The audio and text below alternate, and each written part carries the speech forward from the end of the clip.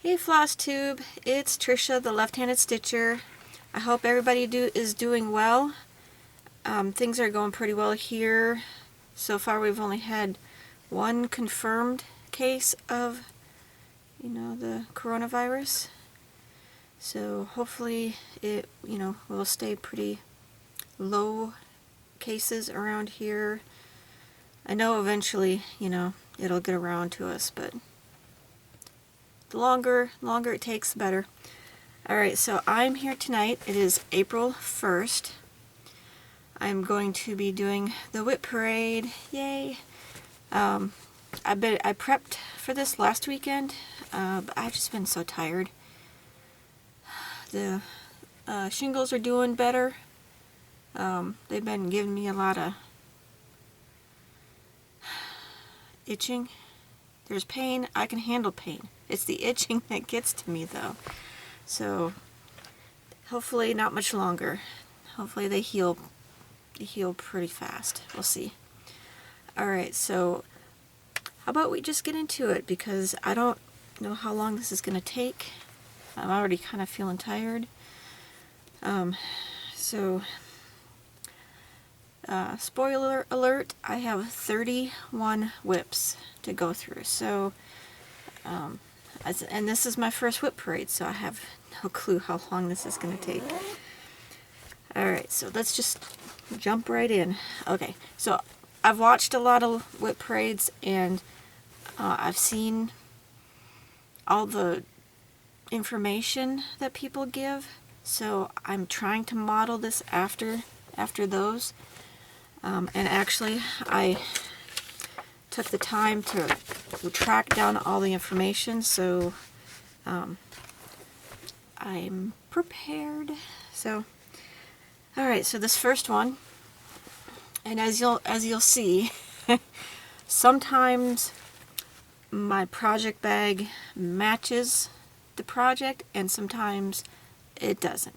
Sometimes it's just the one that happens to be close at hand or big enough to fit or whatever. So, alright, so the first WIP is in my So Much to Love bag that I bought off of Etsy.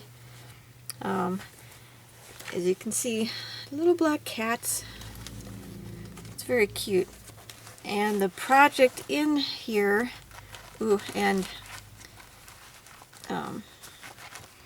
I actually took the time to find all the leaflets, so anything that has a leaflet, I can show it to you, and the things that don't, I should have a picture pretty, pretty readily accessible, and I've even turned my phone dim so that it shows up nice.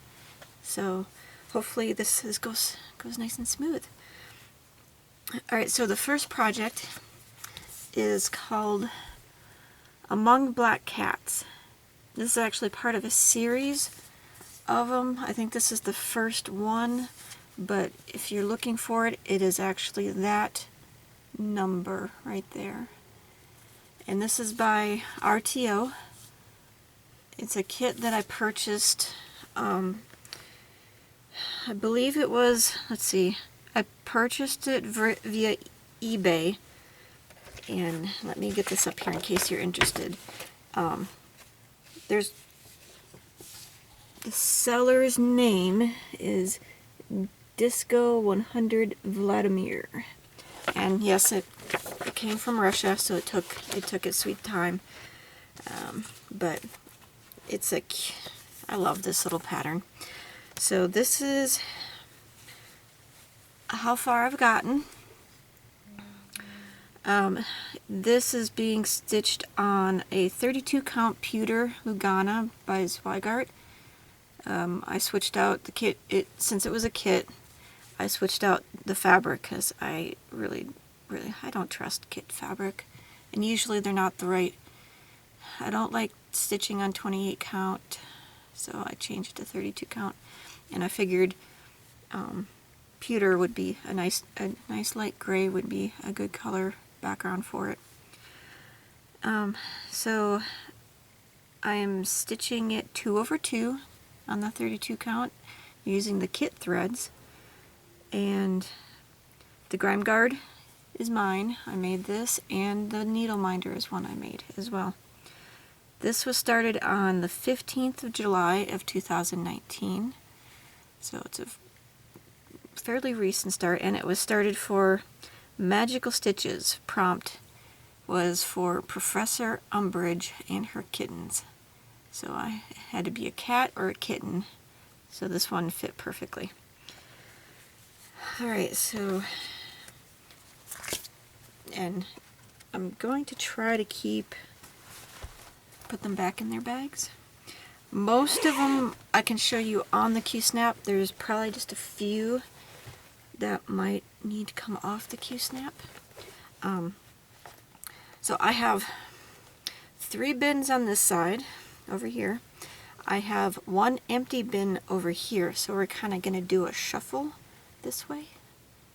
And hopefully it goes the way I envision it should go. Okay, so the next project is my Antique Celtic Sampler by Elizabeth Designs. You've seen this one before. I've seen other Flosstubers stitch it. I've had this in my stash for quite a while because, you know, my husband loves dragons, and this just has that look that I know he really likes.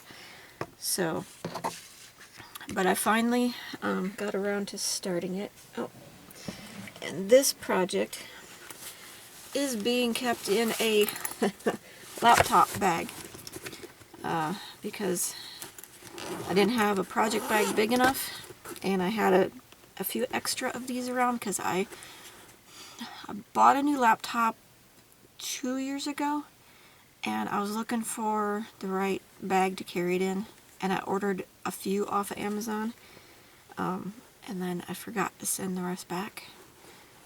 So I found uses for them.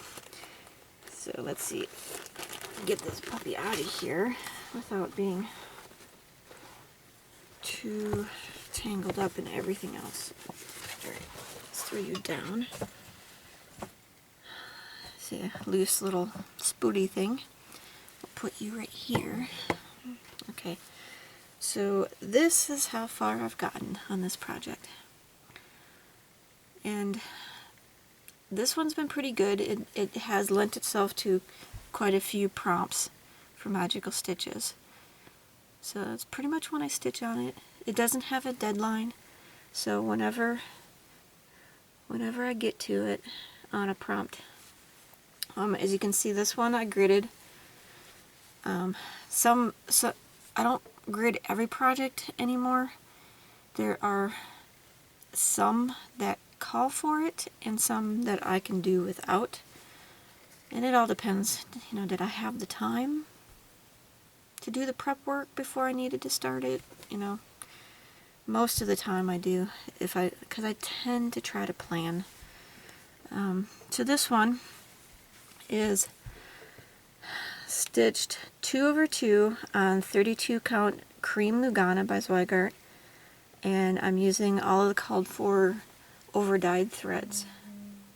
So I know if you have the pattern, I don't know if you're curious. Let me look. Maybe it's helpful. These are all Weeks Dye Works. So that, I don't know, maybe I won't give that information unless you guys can ask if you in the comments if you want that. So okay, so Grime Guard, one of mine, and Needle Minder is one of mine. It's just a simple little charm from Hobby Lobby that I threw. Most of my needle minders that I make are just charms I find either at Hobby Lobby or Joann's or thrift stores or whatnot, and I use E6000 to glue the magnets on the back, and I buy my magnets in bulk. It's been a while since I placed an order, so I don't know if the seller is still there, but you can usually find them on Amazon now. So Alright, so this was started the 22nd of March 2019 for a Magical Stitches prompt. Let's see if I can actually pronounce this. The Erythromancy. I don't think I did that right, but anyways, having to do with letters and numbers. And so this has Here Be Monsters, so there's letters, and down in the corner there's numbers, so that worked perfect. Alright, and this is actually, it doesn't have a deadline, but like I said, my husband loves the dragons and the Celtic look, so this is one that I'm stitching for him. But just as I need to. And like I said, it's been in my stash for a while, and I know that the pattern is still available. If I will try to say if I know it's available, or if I know it might be hard to find, I'll try to mention that as well. Alright, so some people call this Here Be Monsters because that's what it says on it, but it's actually an antique Celtic sampler. I think Here Be Monsters just has a better ring to it. But oops, sorry, bumped you. I'm actually having a lot of fun. This one it's a good project. And I don't know, as you found over the past year, I've been starting more and more projects that are, all or most fancy floss.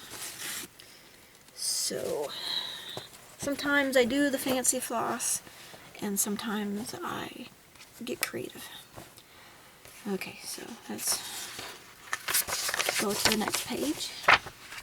Okay, the next project is Hands-On Design, Blissfully Unaware. This one, as soon as I saw this, like a couple years ago, I knew that I had to stitch it because I love these little snarky ones. And if you've never seen it before, it says, "If you are reading this, then you are blissfully unaware of what is creeping up behind you." So,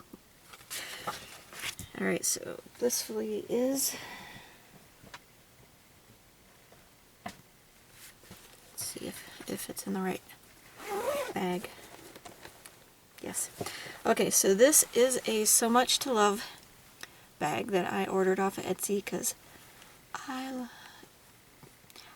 it's not like I always had a love for flamingos, but the fact that they're pink and they're just so interesting. They're, kind of awkward, but they're comic and they're just fun. I love seeing all the different renditions of them. I'm looking for the perfect cross-stitch pattern. I just haven't found one that really speaks to me yet. Alright, so this guy, and as you can see, sometimes I might go for a really contrast between the project bag and the project. So, alright, so in the Q-snap, I'll show you real quick.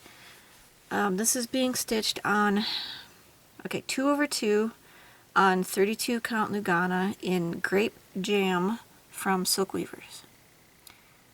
It's not as deep of a purple as the picture, but I think it's doing well.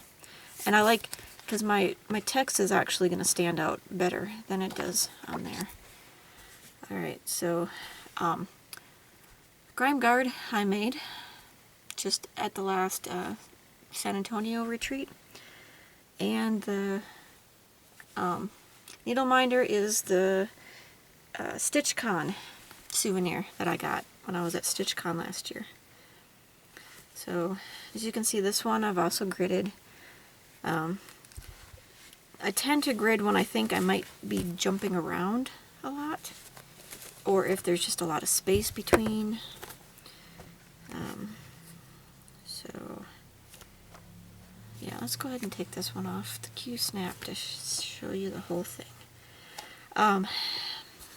I started this sometime in 2017. I don't quite remember what it was for. It was probably a Stitch What's prompt.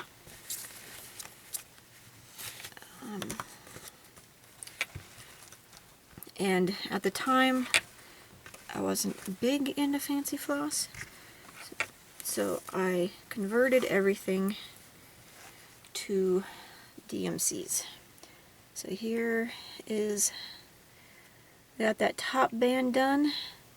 I'm working on the bottom band, and I'm waiting for a prompt that says you know, have to stitch on text.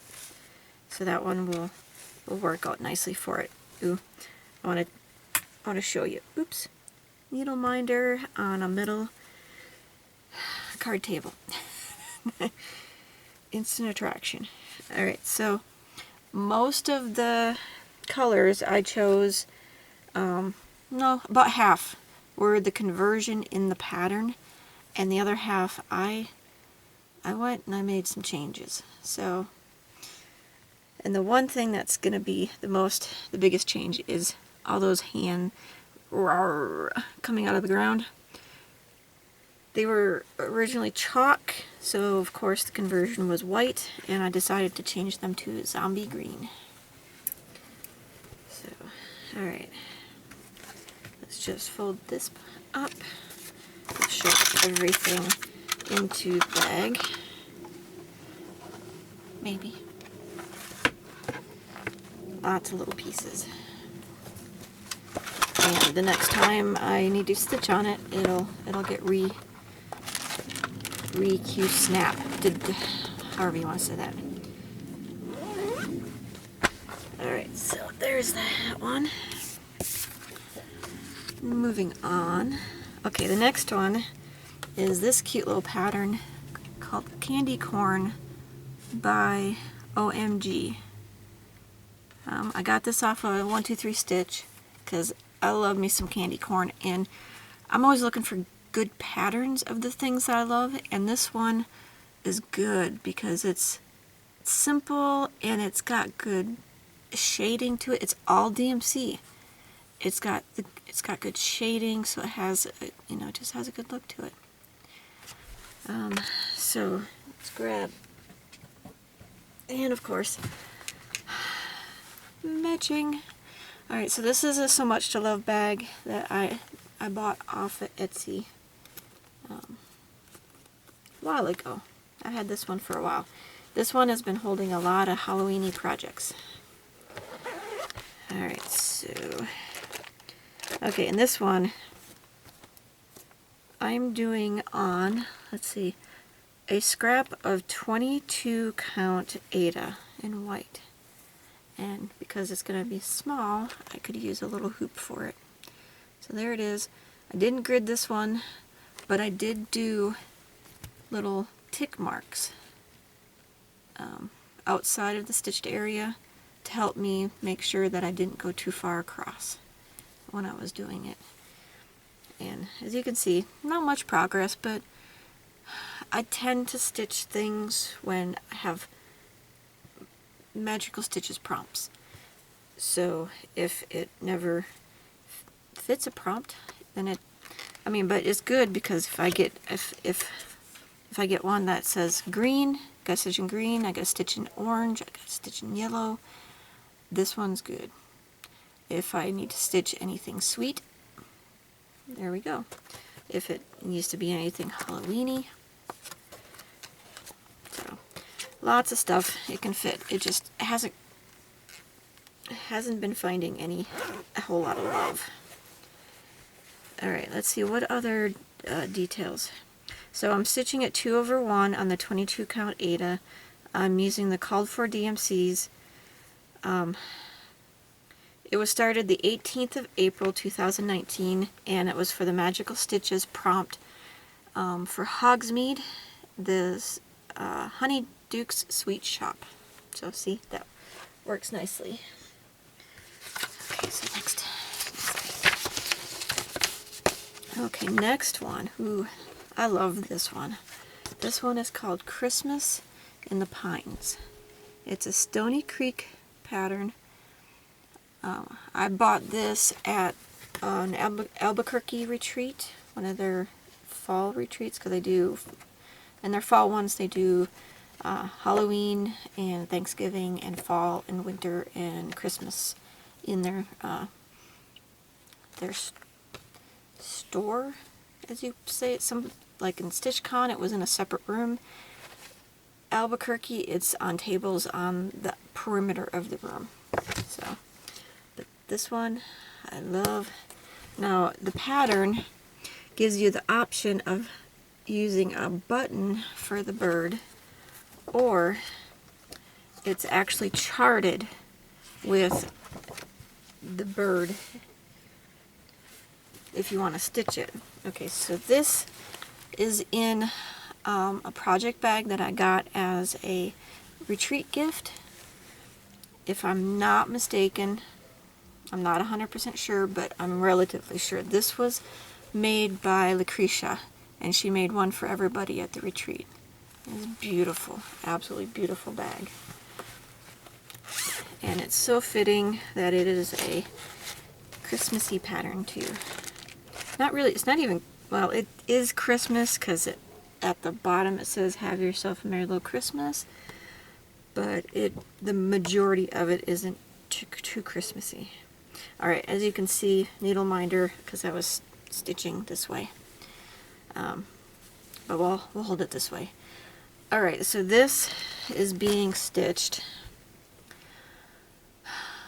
2/2 on 32 count Lugana in Picture This Plus Arctic.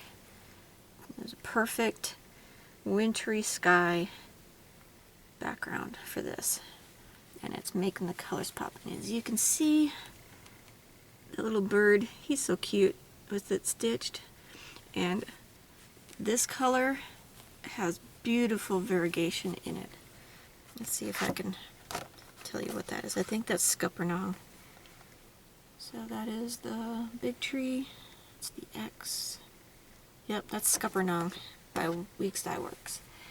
Now, I kept the fancy floss for, let's see, for the trees, and I think the trunk of the trees. I'm using DMC for the bird, the snow, and the text at the bottom. Because there's just certain things that I feel that fancy floss isn't necessary for, and using just a DMC B5200 on this fabric will show up really nicely. Okay, so grime guard I made. The needle minder was a gift from one of my table mates, one of my tribe at Stitch Away this year. And it's a cute little butterfly. Of course, again, sometimes it's just what's closest is what I grab for a project. I like to be matchy-matchy, but I'm not always matchy-matchy. Alright, so let's see. Started on the 2nd of May 2019, and I actually started it at the 2019 Midwest retreat, because I knew I wanted a project that you could stitch and not really have to think too much. So there's, big blocks of color on here, so it was perfect. And yeah, I think that's it. So that's done. Let me see if I can get that on that pile without bumping you. Okay. So the next pattern.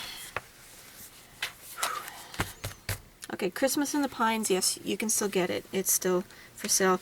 The candy corn one is still out there. It's just not as prevalent. I know the hands-on design you can still get. I think that's as far as I need. Yep. Okay. Now, Compass Rose. Look at that pattern. That is just gorgeous. It's unique, and I bought this 2013 time frame, I think. I saw a picture of it stitched. I went to the actual designer's website and ordered it. You can still find it because they no longer, this is out of print. They no longer produce patterns, which is a shame because they did awesome work. But if you do a search for it, you might find a smaller LNS that has a web presence that might have it. So it's still out there. It's out of print. And this guy's gonna take me a while. It's gonna take me a while. I mean, granted, a lot of open space, but there's still a decent amount of stitching on it. It's big and it's a metric ton of fractionals on this and lots of back stitching. This is one of these cool patterns that it has. Let's see if I can get a decent page for you to see. Okay, so they provide you with the cross stitch pattern and a separate back stitch pattern, which is awesome. I love it when patterns and the designers do it for patterns that you could really just get really lost in the back stitch because of how detailed this is. Okay, let's grab the pattern. Alright, so this one, I recently finished gridding it because it took me a while. I had it just past halfway gridded. And then I needed to stitch on it, so I stitched on it, and then I picked it up recently and I started gridding it again. Okay, I'm actually pulling everything out of the project bag because I gotta show you this project bag. It's so cute. Alright, so this is a vinyl fronted bag. It's made by Creative Carol Designs on Etsy. It's a big one because it's a big project and it almost doesn't fit in this one. I actually have plans to sew one for this project and use a fabric that kind of matches. But check this out. That's cool. Alright, so the border fabric looks like bubbles, and then the inner fabric, it looks like it's a aquarium. That is freaking awesome. So I loved that. So I had to order it. It was a bit pricey, but it's a big one, and it just called my name. So, alright. Q-snap that it would be on. Gard I made. Doing it on, is this an 11 by 11? Or did I make it even bigger? I think it's 11 by 11. So in you go. Needle minder was, I think it came in one of the other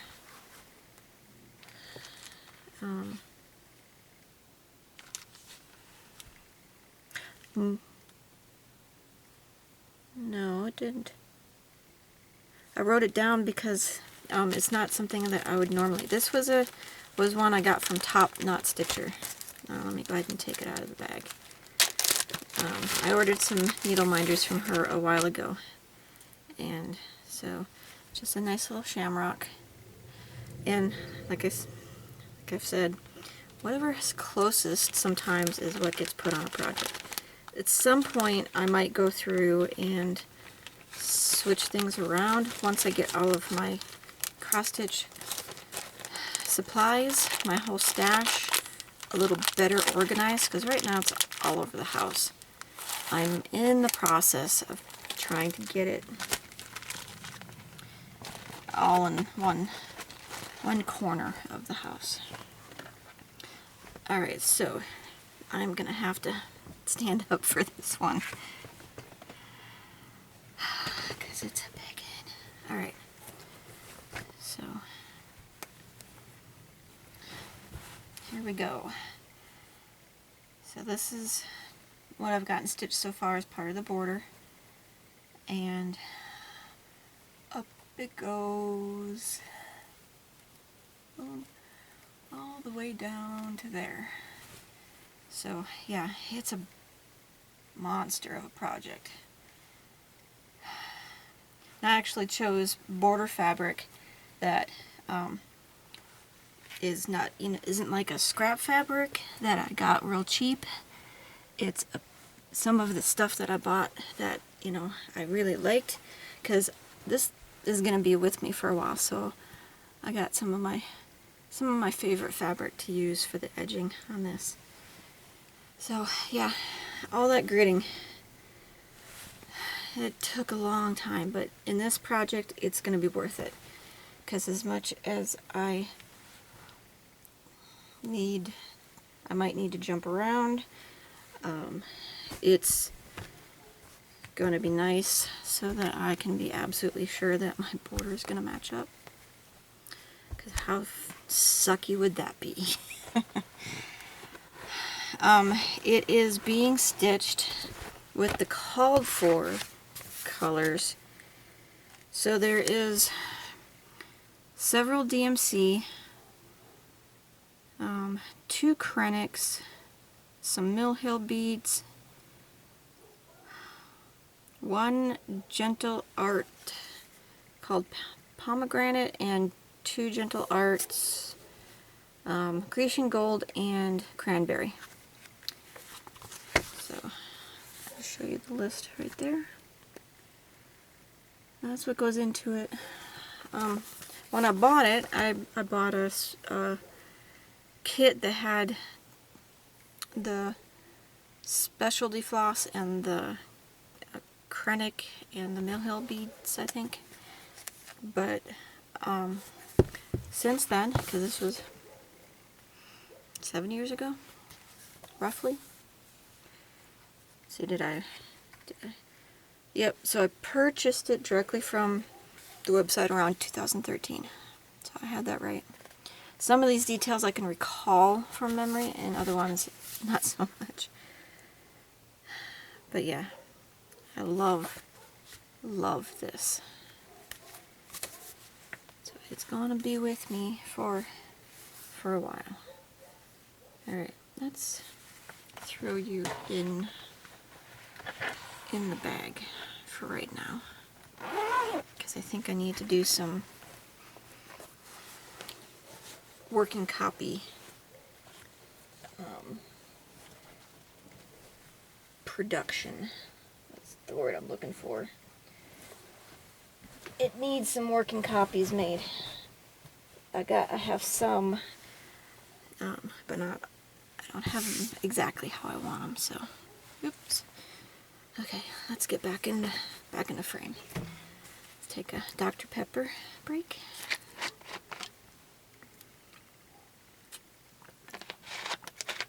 Okay, so the things I did not mention, I'm pretty sure I said, I showed you, but I didn't say it was Draco Lair Creations is the designer. It is being stitched on 32 count Joblin in Sandstone by Color and Cotton. Let me grab that back out. I think I meant to mention it, but the original was model stitched on a 32 count linen called Spring Glow by Dying for You, which not available anymore. And of course, and anyways, I'm not going to stitch it on linen. I really don't like stitching on linen. So I'd ordered a few Picture This Plus colors that I thought might work. they didn't quite work, and then I ordered that. I ordered a small piece. No, at some point I saw sandstone, and I realized that that would be the perfect old map parchmenty look. So that's what I got for it. And I think part of the reason it took me so long, part of the reason it took me so long to get it started is because I needed to find the right fabric for it. So hopefully that's not too loud when I do that. Let me make sure I don't do that anymore. Alright, so it started on the 15th of May 2019.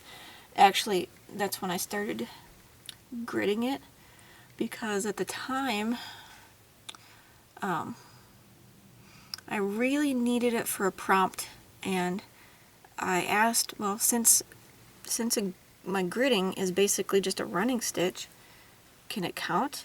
And they said yes. It just, because each up and down is half a stitch, so you just, the number of running stitches, you divide that by 2, that gives you the number of stitches that it counts for. So I did an entire prompt with just gridding, and then it was done for Magical Stitches Try Wizard homework, and it was when they did one of the WIP list picks. So you had a list of WIPs that you gave them, and they did a wheel spin for the number, and that's what it landed on. So I really had to stitch on it. But I'm glad because it forced me to get started on it. Because some project that big, sometimes I put it off because I know that gridding is, I mean, I actually enjoy gridding, but when you have something that big, it gets kind of tedious. But it's worth it. It's really worth it. So on to the next one. Ooh.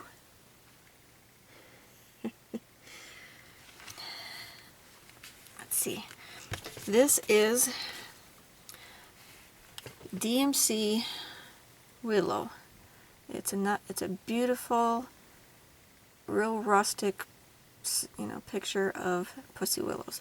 Which, growing up in Wisconsin, we had these all the time, and since I've been away from Wisconsin, I miss them. So I got this from a cross-stitch magazine sometime in the 1990s, when they had the ad in the magazine that showed this, and then at the bottom it says, free, send a self-addressed stamped envelope to, and that's what I did. They sent it back. This one is now available on their website. It's weird because all they did was scan, because it is literally just a big old multi-fold doojobby. So they just scanned this, and it's kind of weird how it goes into a PDF, but it's there, it's free. And this one took me forever to start because of fabric again. So let me grab it and show you how it looks right now. Okay, this one is living in just a tote bag that I made this tote bag when I was practicing boxing my corners. I didn't use any interfacing, so it's really floppy. But I also tried out, to see about adding pockets in the front. So this was a nice little practice sewing project. But it has gotten some use because it's kind of it's a good size for this. What is my camera blinking at me for? I don't know what that symbol means.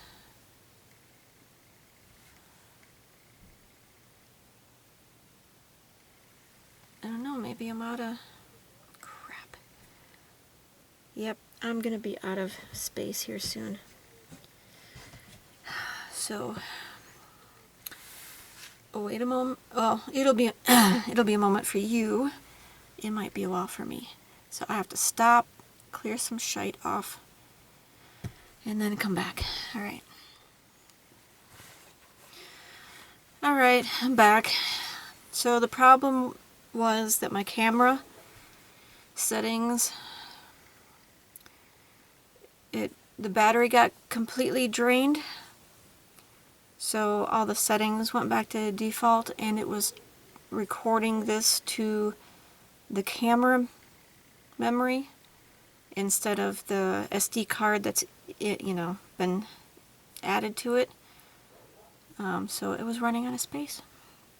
I'm hoping, since I made the change, I can't see the video anymore on the camera when I go do a playback. But the file should still be there. I should be able to grab it when I connect this up to my computer. Hopefully. I'm not going to reset and start again if I find that that piece of footage is gone. I will have to just refilm up to this point. So, alright, so this is where we are. And I was in the process of getting the WIP out of its bag.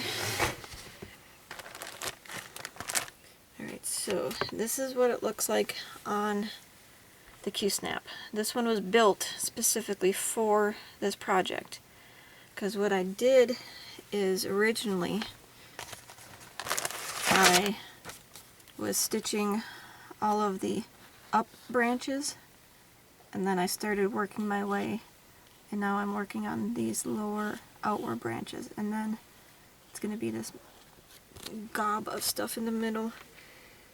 Alright, I'm going to take it off the Q-Snap so you can see the whole thing. But yeah, and my working copy is not ideal. I need to redo it. It was necessary for the long runs of the branch, but now that I'm almost done with the long branches, I can redo my working copy to be smaller pages, since it's going to be a much smaller area that I will need to work on. So let me set that down there. And of course, it's a DMC pattern. It is all DMC floss. I am making one change to it. You can't see it because it is such a small picture. Let's see if I get up real close.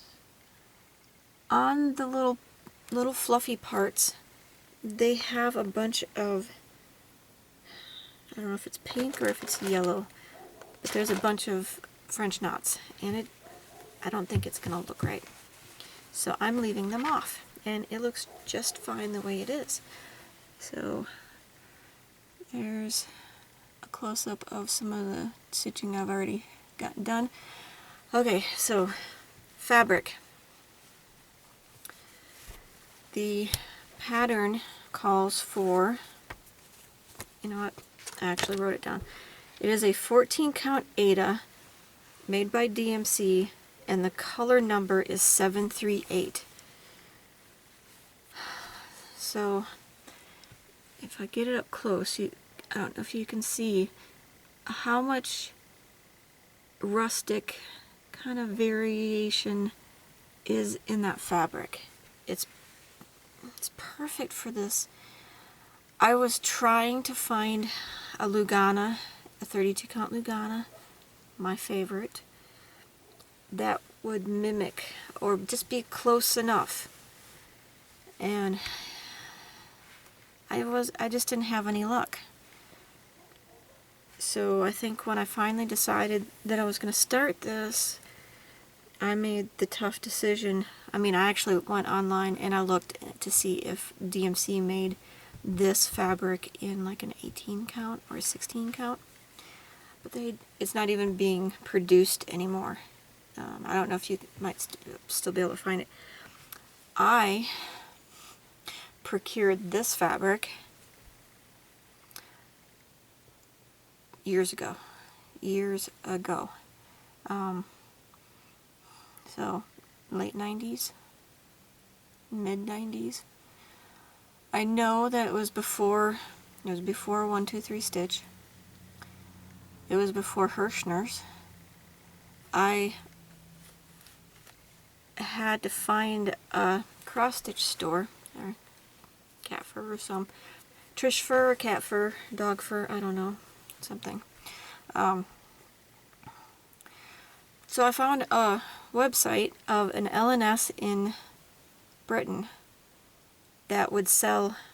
They had a wide range of fabrics, and so I was able to order a piece big enough in the exact color that it was called for, and it took a little while to get to me, but it did. And I think part of the reason why it took me so long to get started on it is because it's a big one. I'd actually okay. Grime Gard I made. Sorry, getting a little sidetracked. Needle Minder is Hello Kitty, and let me see. I can't remember. I know I didn't make this one. It was purchased. It might have been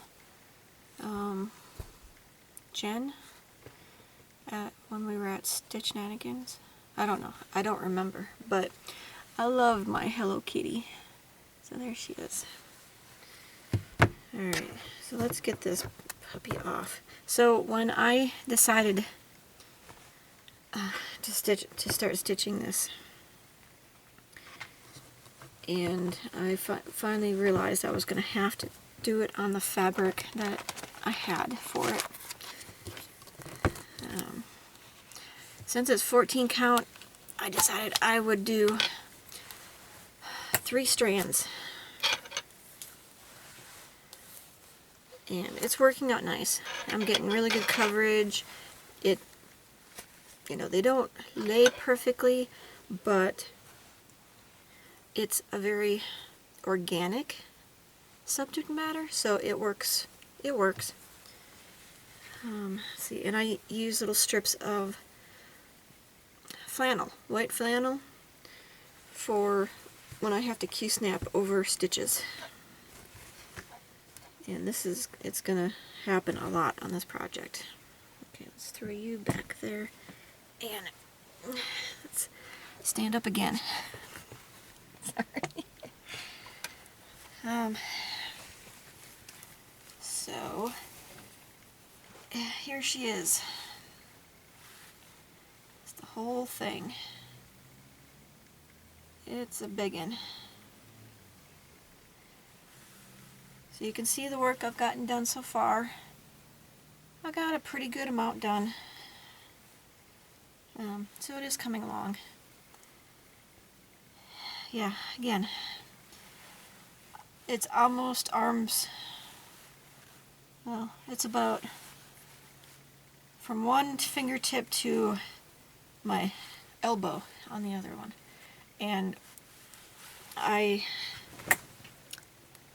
gridded this one, which is actually very helpful with this pattern because it's a lot of confetti. I mean, there's runs of color along the branches, but jumping to each one of those little fuzzy bits, and each fuzzy bit is like 6 colors, so it's quite a bit confetti-ish. Alright, again, metal card table, not the best for WIP parades apparently.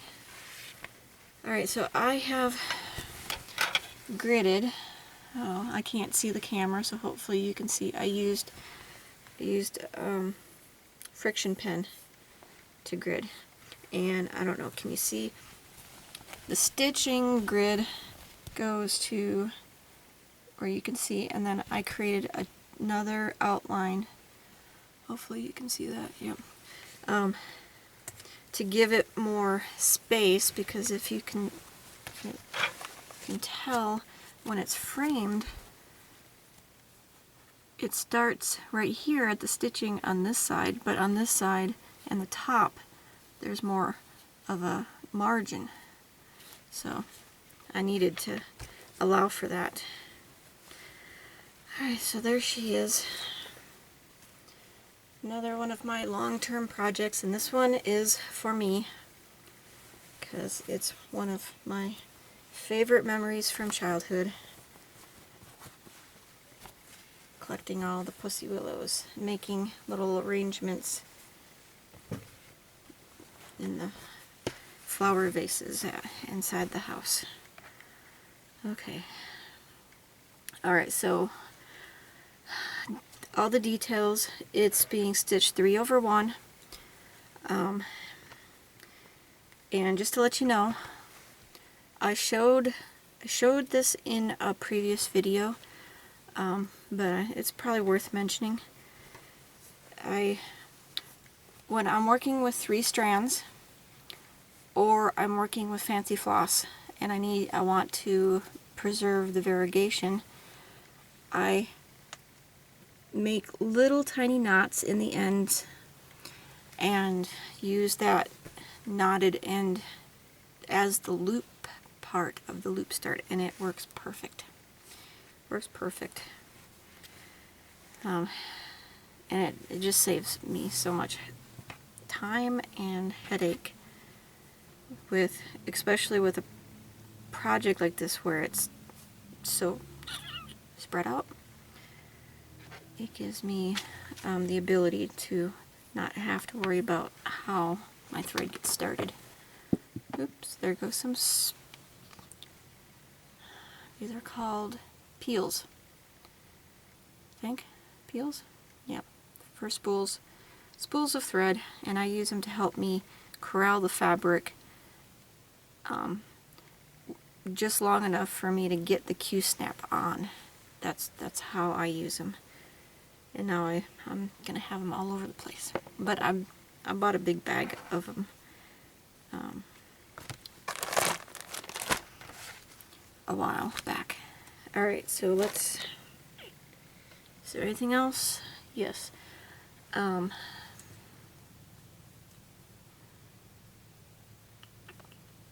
Start date was sometime in 2017, probably for a Stitch What's... Nope, it wasn't Stitch What's. This was one of my few Mania starts, I think. So, yep. Okay, yes, I've mentioned everything that's on my notes. So let's get this back in its bag. And we'll move on to the next one. Excuse the noise.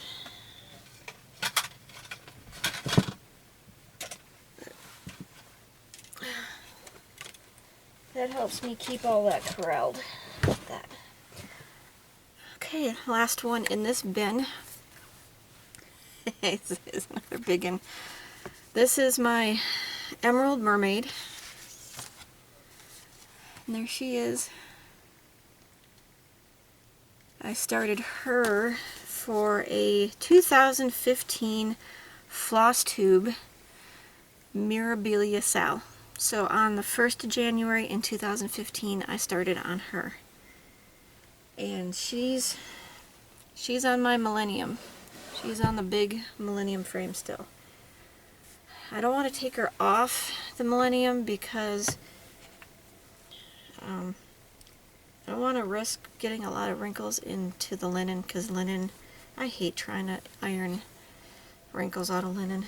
Alright, so this is a little project sleeve that I sewed specifically for this project. So let's get her off. and right side up and right side forward, and there she is. That's what I've got done so far. She sits for long periods of time, and then I'll have a reason to stitch on her, because I have to stitch at my table with this. I can't sit at my stitching spot, and so I can only do short bursts with it because it ends up giving my back problems. A nice little start again. Okay, so there she is. The fabric is a linen. It is the 32 count witch elt called Stony Point. That I think it was recommended either on the pattern. No, pattern's not in there. It's just the project sleeve. Either recommended by the pattern or recommended by 123 Stitch for it. And I didn't like it. I didn't like the color. So what I ended up doing is I over dyed it using 2 colors of RIT dye in spray bottles. I used denim blue and aquamarine, and I used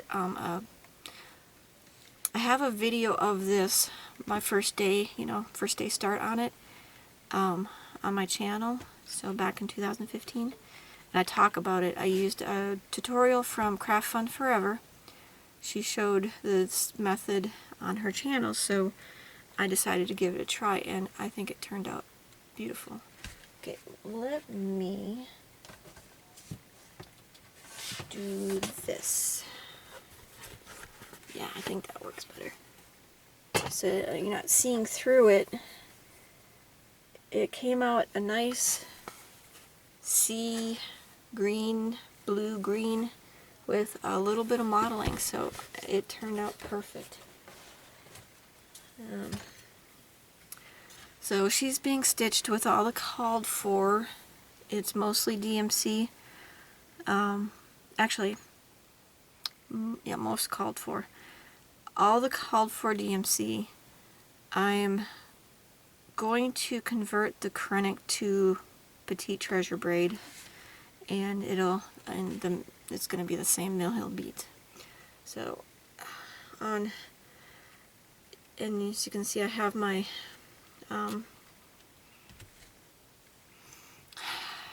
grime guard for my frame. The top piece, I have the panel sewn, but I haven't installed the elastic yet. It's one of those projects that just kind of got put by the wayside, and I never got around to it. It will happen eventually. Alright, so I'm loosening it up a bit before I do, though. Needle minder is one I made. It's a button that I got from... it might have been Walmart.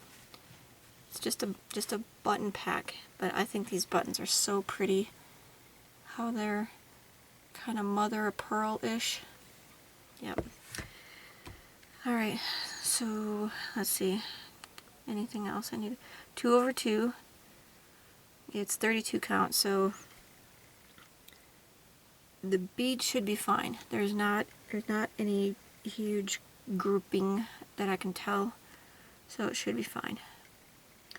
This is my first Mira that I started, and like I said, for the 1 January 2015. So she's maybe one of my longest running WIPs right now.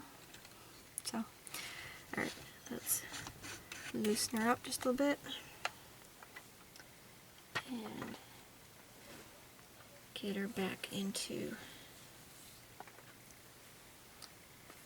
her little bag, which is a bit of a process. Because I sewed the bag to the pretty much exact dimensions. I hadn't learned quite yet. Maybe I should give it just a little bit of leeway. Alright, there it is. There's that big girl right there. Okay, so that is the first box. The first bin. Yay! Okay, so I'm gonna shift this guy back this way. And I don't know, if you're new to my channel, I'll give you a quick little look-see. There's my craft cave. I put the awkward. I put the curtain up just to provide a backdrop. It also helps balance the light a little bit, because with the cave behind me, some of the light was going funky. So that works.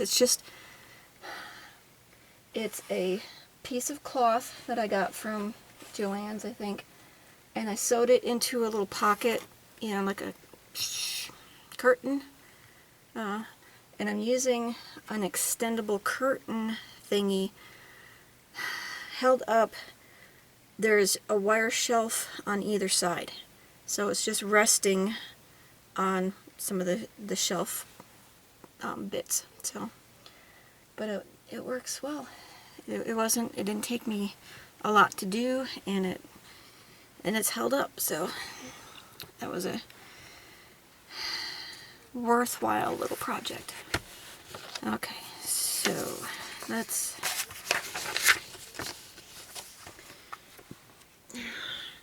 do this. Move the empty bin over here and bring the next bin forward. Okay. So the next project is my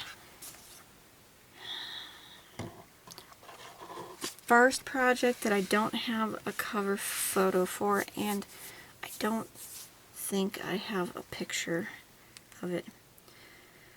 Alright, so you've seen a lot of people stitch this, and all you have to do is Google it, and you'll find plenty of pictures. It is the Ellen yeah, like I can never say that. Ellen Murrow Flower of the Month series. This was started in 2015. It was a SAL by a Facebook group, Facebook page called Brownie's Chair. Apparently, the original SAL that when Ellen Murrow released it was in 2010. So 2015, somebody started a SAL, and I love the patterns. So I joined that, and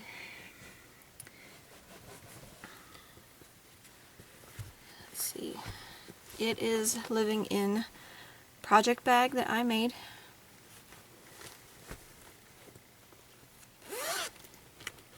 And there we go. This has been a nice project because each panel fits right into an 8x8. So it's been kind of cool that you just work on each square. I'm doing it in one piece of fabric. So I've gotten all the way down to December. And there it is. Now,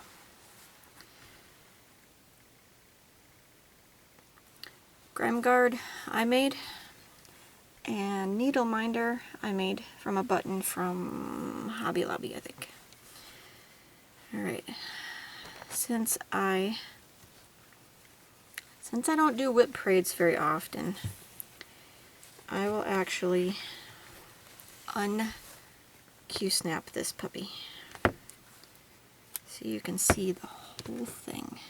Or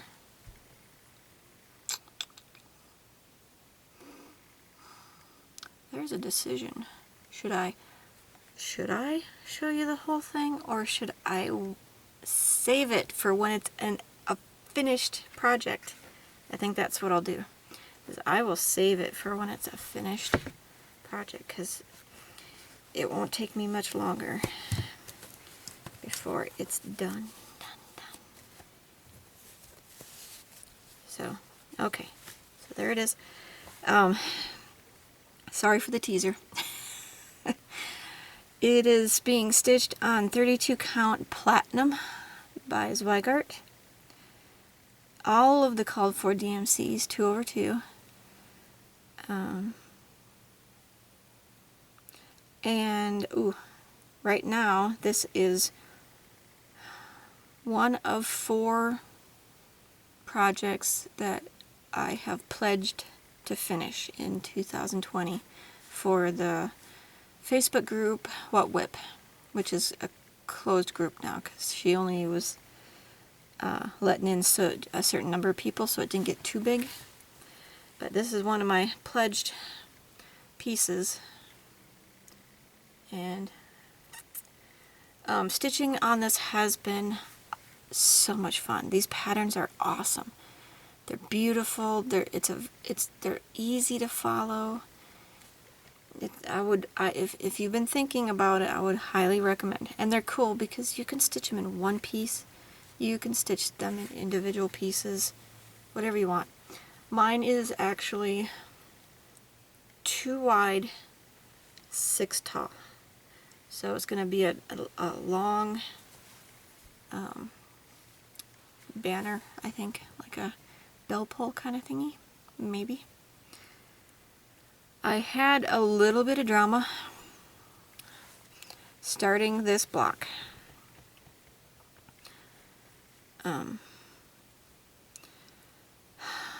When I started stitching it, I was at a retreat and the lighting wasn't that great, so I didn't see it until I got home and got under my nice, bright, stitchy spot lamp. I had run out of floss, the color that is the border. I'd run out. One skein I'd finished off, and so I grabbed another skein. It wasn't the same color. I mean, it's the same color number, but the dye lot was noticeably off. So I unpicked that whole border, and I went to Hobby Lobby and I bought a couple skeins, got them back. I did a test stitch, still not the right shade of this color. I dug through every project, every bin, every place I might have another skein of this, and I found 3 skeins in my house. 2 of them didn't work. One of them, while not exact, was close, very close. So I don't know if you can tell. Let's see if I get, yep. So close enough, you can't really tell that it might not be the same color. So yeah, I was sweating for a while there. I was like, don't tell me I'm gonna. But yeah, so that kind of taught me. Most things, dye lot changes won't be an issue because, your stitches might be more blended in something, but these are straight, full, 2 wide stitch borders, and they're right next to each other. So it looked awfully weird to have. It just was a completely different shade. It had less of a red, auburny tone to it than this one. But thankfully, I found a solution. Okay, so yeah. Let me show you this, just in case it's helpful to you. Here is the website for it. So that if you want to stitch it, this is where you're going to find it. They're free patterns, and they're gorgeous. So yeah. And this one, I find it does lend itself to quite a few prompts. So I've been making a lot of progress on it, and I'm very close to a finish.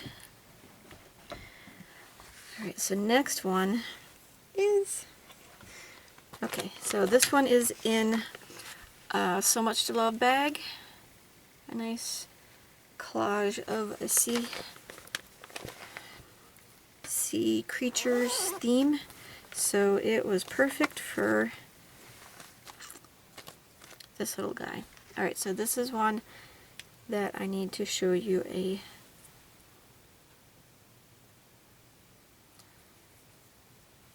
digital picture of. Rather than trying to insert pictures, I figured this will just be a lot easier for me. So there is what it is. It's a little pattern by Under the Sea. Leslie designed it for the Not Mira Anymore retreat last year. And it's called Feeling Stabby. And here is how far I've gotten. It is on a, it was a kit, so it's all the threads and fabric that she provided. It is a 32 count Belfast Under the Sea fabric called Shimmering Seas. And the retreat kit contains some DMC and some fancy floss. As you can see, on hers, in her pattern, she recommends, see if you can see that, she stitched it in a spiral to give it, you know, just a little bit of a, not instead of a back and forth. Well, I decided to go just a little little different, and I did chevron. And I think it's turning out cute. So there he is. I don't have too much left to do, but it'll get done.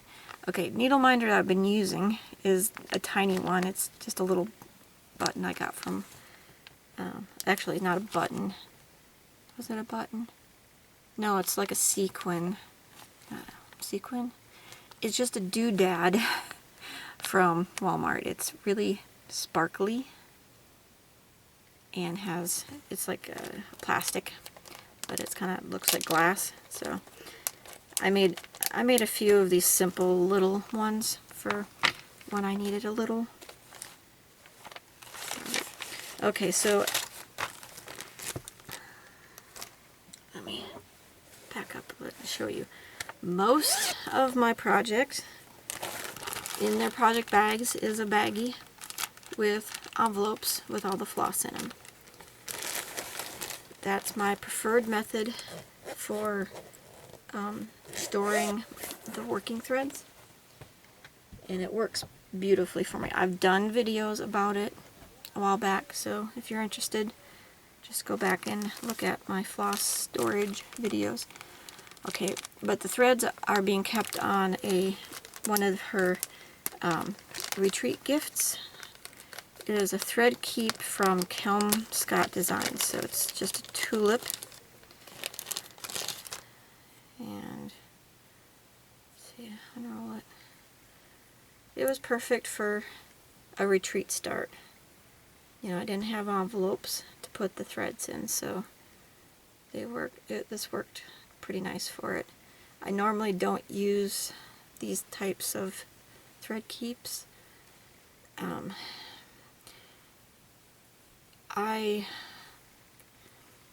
Where I live right now is very, very dusty. I've said it before, but if you're new, let me just fill you in. I live in Tularosa Basin in New Mexico. On the other side of the basin is White Sands National Monument, and the prevailing winds come from that direction. So whenever the wind kicks up, which is a lot here, we end up with a little bit of white sands and various other bits of desert scrub. so it's dusty. It is so dusty here. I have to be able to wash my projects, which is why I don't like over-dyed fabrics that aren't color fast or threads that aren't color fast. I rinse all my fancy floss just to be certain, and I use envelopes to store my working threads because it keeps them away from the dust. So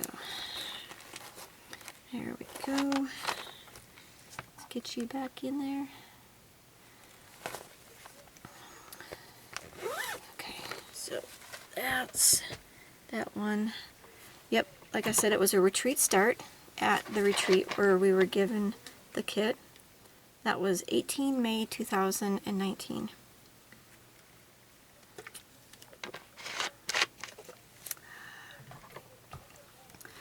Okay, so next one. Next one is what I've dubbed herding cats.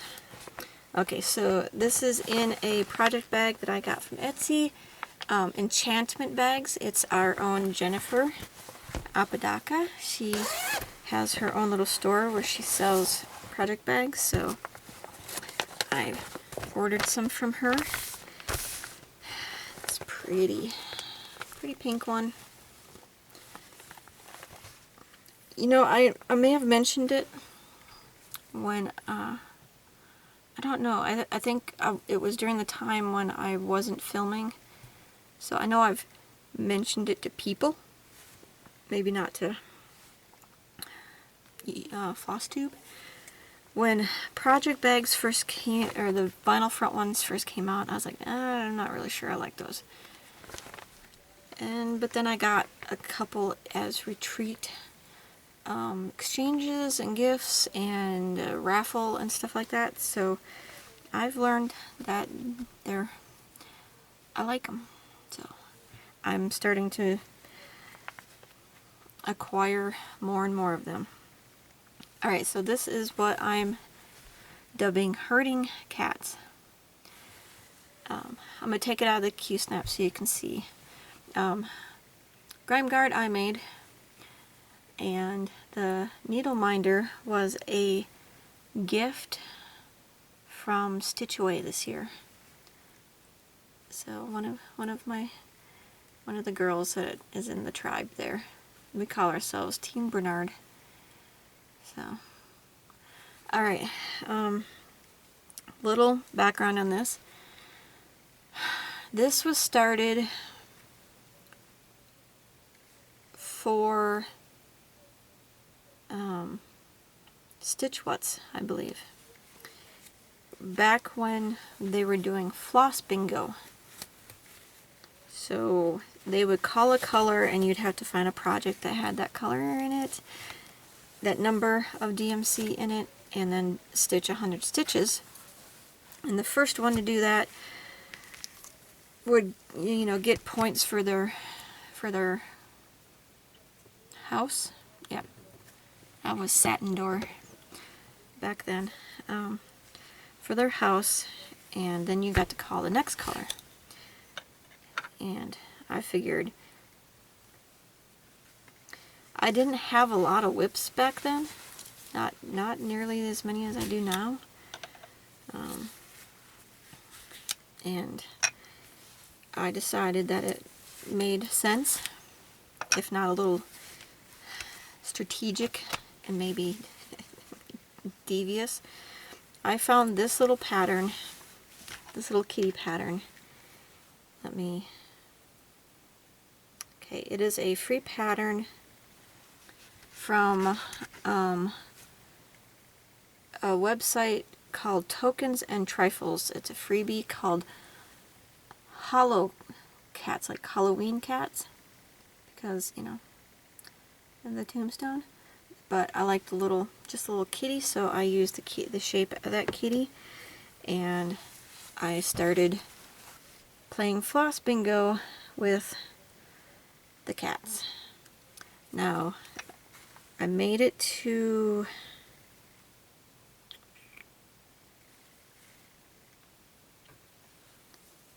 to here during that part. I picked it up recently because it's perfect for the stitch School of Magical Stitches when they say stitch while watching a movie. And so this is perfect because it's a nice little semi-mindless stitch. I'm actually making progress on a little pattern because my plan is to fill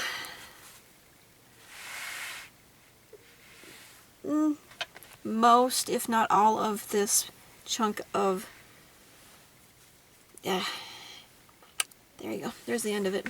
It's a big chunk of white Lugana.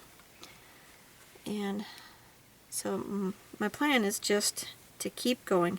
And what I'm going to do is to pick the color of the cat, because I want it to be completely random. As you can see, you know, there's no real pattern to the color. I'm not sure, I think these two are the same color. That one kind of blends. As you can see, the little eyes are blank right now. They're going to be black stitches. So I figure once I complete a row, I'll go back and do all the eyes on the kitties. So my plan is I do a random number generator within the DMC floss number range, and I have my floss card with real floss samples on it in front of me, and I hit generate, and then I look at the index on the floss card to see if that number exists, and I'll just keep hitting it until I get one that is a DMC number, rather than, because I'm not going to create a wheel with 400 and some numbers in it. So that just seemed to be the best, easiest way. So I randomly choose the color for the next kitty. So when I get ready to watch this month's movie, which is either Paladin or Casablanca, I will draw for the color of the next kitty. And as you can see, this is kind of herding cats, because it just seemed to fit, and it's a cute little title. So that's just one of those random stitchy things that I started, and then now I found a use for it. So there we go. And put it back in the bag, and when I get ready to stitch, I'll throw her back on the Q-snap then. Let's get you together. Let's see. This was the color that I picked last time. And so there we go. That is a fun little project. And now I don't have to think about which project do I wanna stitch on while I watch the movie. How much do I want to stitch? Do I actually want to watch the movie? Yeah, anyways. Alright, moving on. Excuse me. For a moment, gotta do the stacks. Reapply. Okay, next, hopefully my voice holds out on this. Let's see. Next one is called Jingle. It is a pattern in Lizzie Kate Tiny Tidings X1V. So that's 10, number 14? I think that's number 14. Alright, and so Jingle is that cutie right there. He is adorable. Okay, so he is being stitched. Well, let's start. Project bag is super cute. Baby Australian animals. This was a raffle at one of the retreats last year. I think it was Stitch Shenanigans. Relatively certain it was Stitch Shenanigans. Super cute. And look at the inside fabric. I love platypus. Alright, so this project is charted for all Fancy Floss, and I have changed it so that I changed out all of the colors to DMC except for the blue in that upper band. So there's how much I have so far. There's not much left. I figured out I have 211 stitches left on him, so I'll have to find a good prompt for him. He is actually this month's one of my WIP Go projects for this month, so maybe I can find a project in this month, prompt in this month that I can finish him off. Let's see if I can get you a good, there we go, you can see him. Now the details. He is being stitched on 32 count Joblin. It is color and cotton fabric called Moonstone. It is a gorgeous gray purpley variegated. It's perfect for this. It's a beautiful color. I love color and cotton fabrics because it has that subtle modeling to it. It's just gorgeous. Let's see, Gard is one I made. Needle Minder was a gift from one of my stitchy friends at a retreat. Did I write it down? If I remembered. Nope, I don't remember which retreat it was. Might have been a roomie gift or a table gift. I can't be certain. It's one of the ones that has the thing. Crap, did I do it? Yep, I have glasses. Sometimes I need my readers to see the stuff. Okay, so this one is the early bird can have the worm because worms are gross and mornings are stupid. That was a cute, super cute little saying from Amy Brooken is where that pattern is from.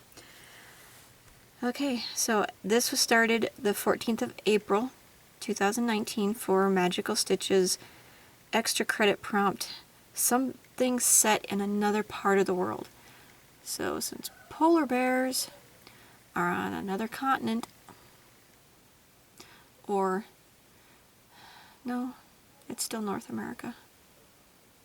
Yeah, still North America. It's Canada. Canada. Yep, because they're in the north. Penguins are in the south. So yeah, okay. So there he is. I saw this stitched. It was a picture on a Google image search on one of those smalls. One of those Facebook, or is it? No, it's a blog. A blog that's dedicated to stitchy smalls. And it was so cute. So he finally got started. And I can put the pattern there. And move on. God, so free stinking cute. I love that. I love that bag.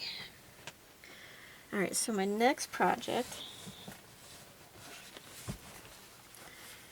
is one that I gotta pull a picture up for. I have all of these in Dropbox. So this was started for a Stitch What's Chatelaine challenge. It is a pattern called Kathy's Violets. At the time it was a freebie on her website, but now it's a pay-for pattern. So, and it's in, I love this fabric. It's in a project bag that I bought from Creations by Mary Rose on Etsy. I can tell because this is how she does her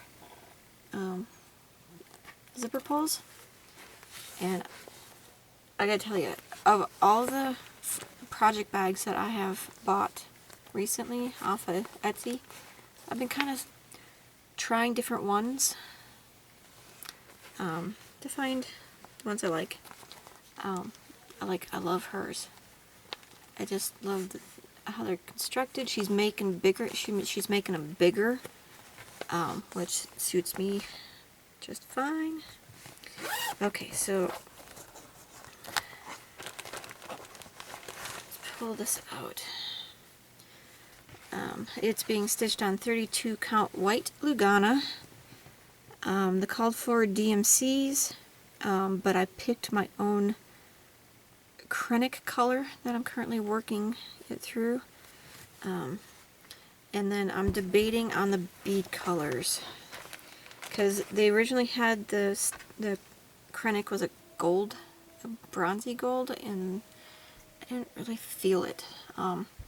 So this is, maybe I can see it in the camera.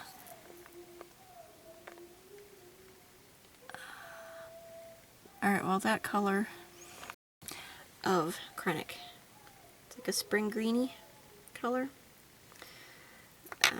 And I figured because it's flowers, that just made sense. So here is my progress on Kathy's Violet. And this is another one of my WIP pledges.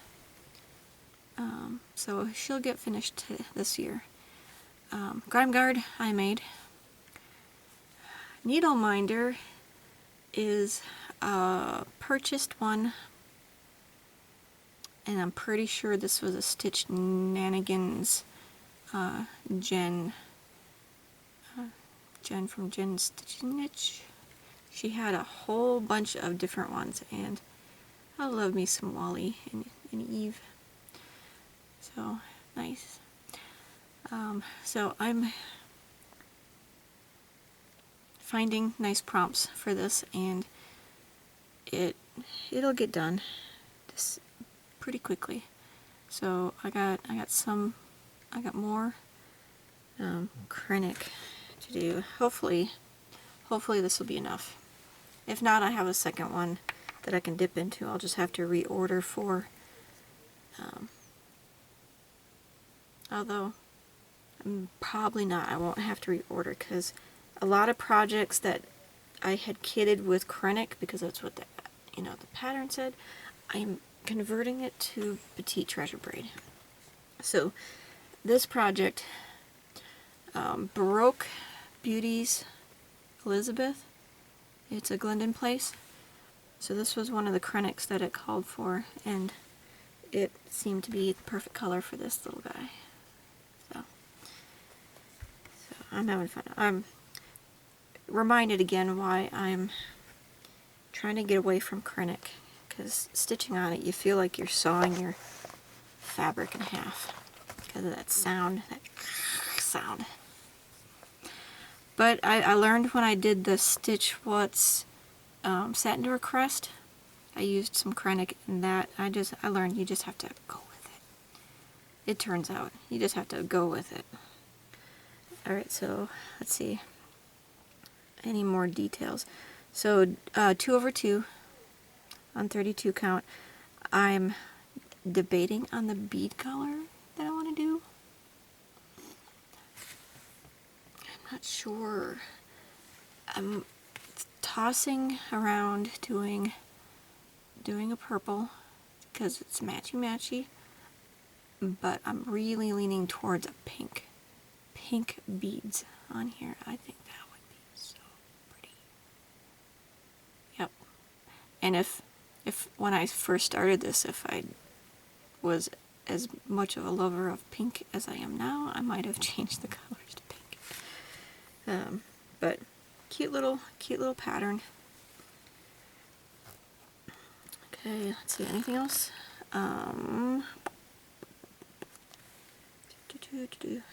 Yeah, so it was started sometime in 2017, and like I said, it was probably a Stitch What's designer challenge, and it was Chatelaine for that month, I think. And yep, it's a WIP pledge, so it will get done this year. And it's a big project bag for a little project because of its working copy is extra big. So, because working from a printed copy for Chatelaines is a bit of a challenge. So there's that one. Okay. Alright, just a quick thing. My bangs keep falling forward. The shingles, I have good days and I have bad days. Yesterday was bad. Today's not that great. Before I started this video, I went and I'd gotten a prescription from my doc for a steroidal, a cream for my face if I need to use it. My face has been pretty decent, so I don't need to put it on there. I did use it for my ear though. My ear was itching. And the skin here is so sensitive right now. Every little hair that I have, you know, my monkey fur, tickles my ear and it drives me insane. I epilated right there because I was like, I can't handle it. And there's a couple tufts of hair right here that got out of their barrette, and I got frustrated, and I grabbed that little, yanked it. I can't stand it anymore.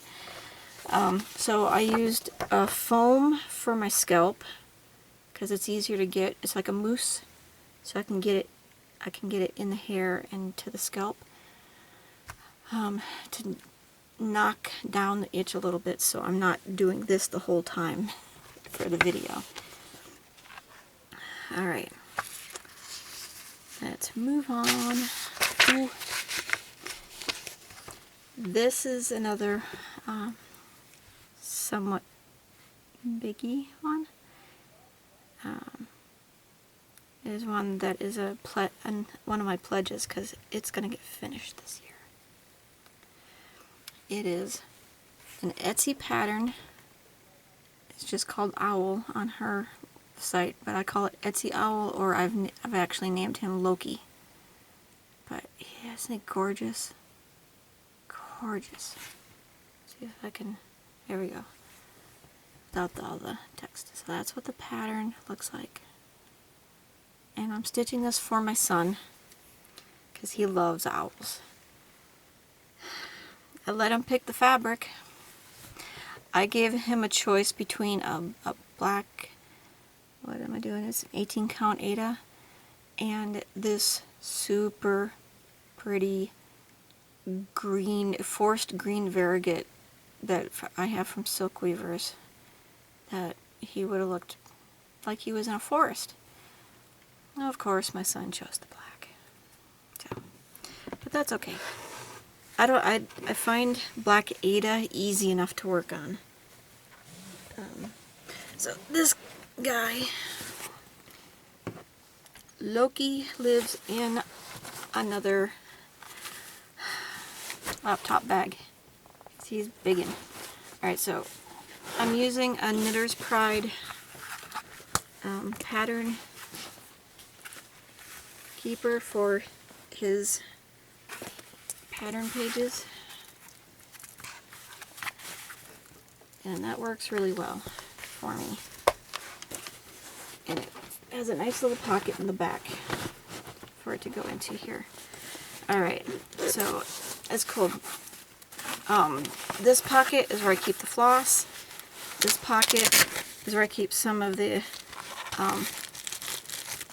if I grab the bag and head out the door, I have all the things I need in here. There's a DMC. I keep these. Figure I will make something out of them someday, or the next time I go to a retreat where Victoria is going to be, I'm going to take them with and give them to her. And I have a work light in here, and in one of these little handle pockets. Is it this front one? Nope, not the front one. So it's the back one. I have a pair of scissors. But he mostly gets stitched on at home because I do need pretty decent light for him. And this is the first project that I did. I'm parking. So this was my trial for parking to figure out how it works for me. And for this project particularly, I'm stitching color completing down a column, but I'm also feathering as I go. So as I'm marking, I highlight the stitches in yellow before I do them, so I don't miss any stitches on the way down, because that's a pain in the butt having to go back.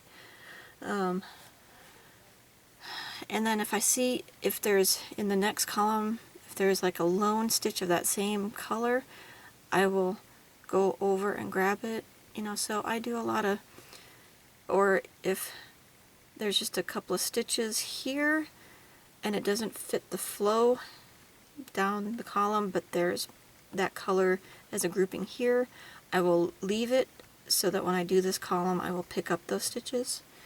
That way I can be absolutely certain I'm not going to get any page or column lines. So here he is. Now you may notice, okay, so grime guard I made. One of my favorite needle minders there, and another needle minder I made there. These things require, and then some button needle backs that I made. So parking's working pretty good for me. I like doing it, and it works nicely. Now, like I was about to say, you might notice, seems a little odd because I'm stitching him upside down. So there he is. There's his beak and his eye. So really just the top of his head right here is what I have left, because I started in the lower corner for a, what was it, is a Stitch What's 3.0 herbology class, because it was a page finish challenge, and this was the only project I have that was a full coverage-ish. So in the bottom corner it is a full coverage page, so that's where I started. So he's been worked on upside down. So yes, but I am so close, so close. He's gonna get some love this week because 2 of the prompts he'll fit into. So he's gonna get some love this week. So excited that this will get done this year. think I mentioned he is a WIP pledge, because I am determined that he will be finished. So I started him on the 21st of August in 2018. It's all DMC, of course. The Etsy seller is Crazy Bee Patterns. So this is still available on her storefront. So yes. Not going to take him out of the Q-snap because all those threads that are parked and corralled but you'll see him soon enough in one of my update videos when he gets finished. So, and if you're, where is that going in? If you're in School of Magical Stitches, I think when I had to re-Q-snap him recently, you know what? Give me a minute. I will. Okay, that's not going in there as nicely as. There we go. Alright, so if you give me a moment, because I'll have to go back through my gallery and find the last time I took a full picture of him when he got re-Q-snapped. So not there. There we go. I think. Yes. Alright, so there is how he was when I moved the Q-snaps. So close. Alright. So close that, open that back up. That was Loki. Alright, so I have to learn not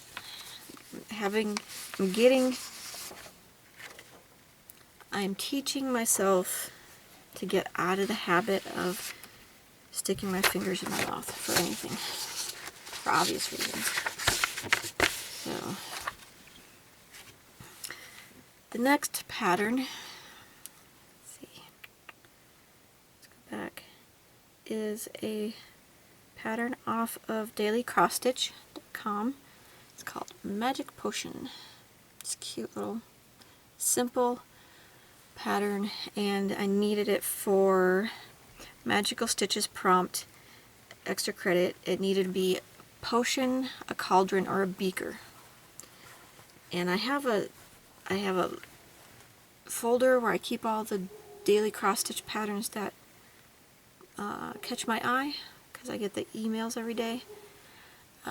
So when I catch my eye, I save it to my hard drive, and then when I'm looking for something for a prompt that none of my other projects quite fit, that's what I do. I look through that folder and I'll find one. Okay, so let me grab. They fell.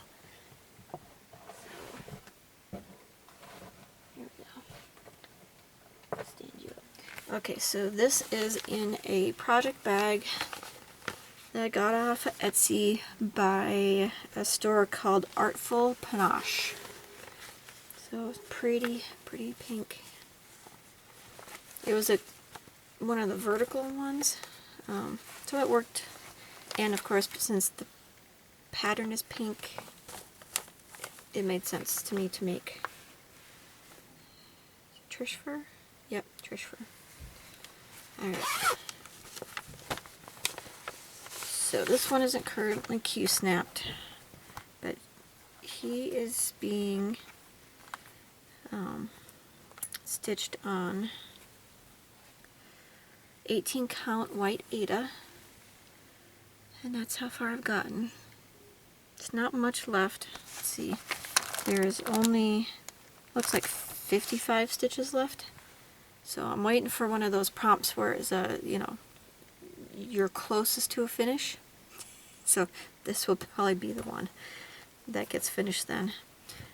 New Needle Minder is one I made from Charm from Hobby Lobby. And of course, I'm a Gemini, so that's why I love it. Okay, I'll show you this real quick. When I prep a project, I have a video where I show this. I put scrap fabric on the sides so that I don't have to use so much of my stitching fabric for the margins, because I use primarily Q-snaps, so I need a little bit more over here to go on the Q-snap, and it works very well. So that's what I do. And I've learned to write the pattern name at the top, and I write the fabric at the bottom, so I don't have to guess anymore. I don't have to dig for the information. Alright, so anything else? 18 white Ada, all of the called for DMC, 2/1 because it's Ada. Started this the 28th of October 2019 for that Magical Stitches prompt, and it's served its purpose well for several other prompts. So she's gotten a lot of love. Okay, there we go. Next, this is my big toe pattern. I love this one. Nothing to fear but fear itself and spiders. And if you look real close, there's little tiny spiders all through the pattern. Awesome. I bought, let's see, do I remember where I bought this? It was at one of the LNS's during one of the retreats. Don't remember. Okay. Let's grab my project. This is in a pretty project bag from Etsy store called Crinkle Wood Crossing. So she has good fabric combinations, and she always does a cute little, let's see, it's backwards for it. Looks like an oak leaf and acorns, I believe. Let's see. Maybe? I can't see that well. I'd have to grab my glasses. And she puts a little Made with Love charm right there. It's pretty. Alright, let me pull out everything so you can see the interior fabric. Oak leaves and acorns. Very pretty. When I saw this one, I had to order it because it spoke to me. Alright, so as you can see, Gard, I made it. Like I said, I love this fabric. I had made this before I bought that project bag. So I bought this fabric at Joann's, and I made it at the Gard at the last San Antonio area retreat. So this is how far I've gotten. I am doing it using most of the called for fancy floss. There's just one or two colors that I've swapped out because I felt like the little bit of stitching that they had didn't need. So the dark pink is a DMC. The spider and the spider webs are DMC, because I'm not going to use a fancy floss for just that little tiny bit of stitching. But the rest is fancy floss. It's got pretty variegation in it so far. So that's how far I've gotten on it. It gets stitched on when a prompt calls for it. And it's a nice, it was a nice retreat project. Some of those bigger blocks of color, some simple patterns to follow. So this is being stitched on 32 count Silvery Moon Lugana, and 2/2, 3 of the called for fancy floss, and 3 DMC conversions. So I think, yeah, the lighter pink along the bottom banner right there, I converted to a DMC.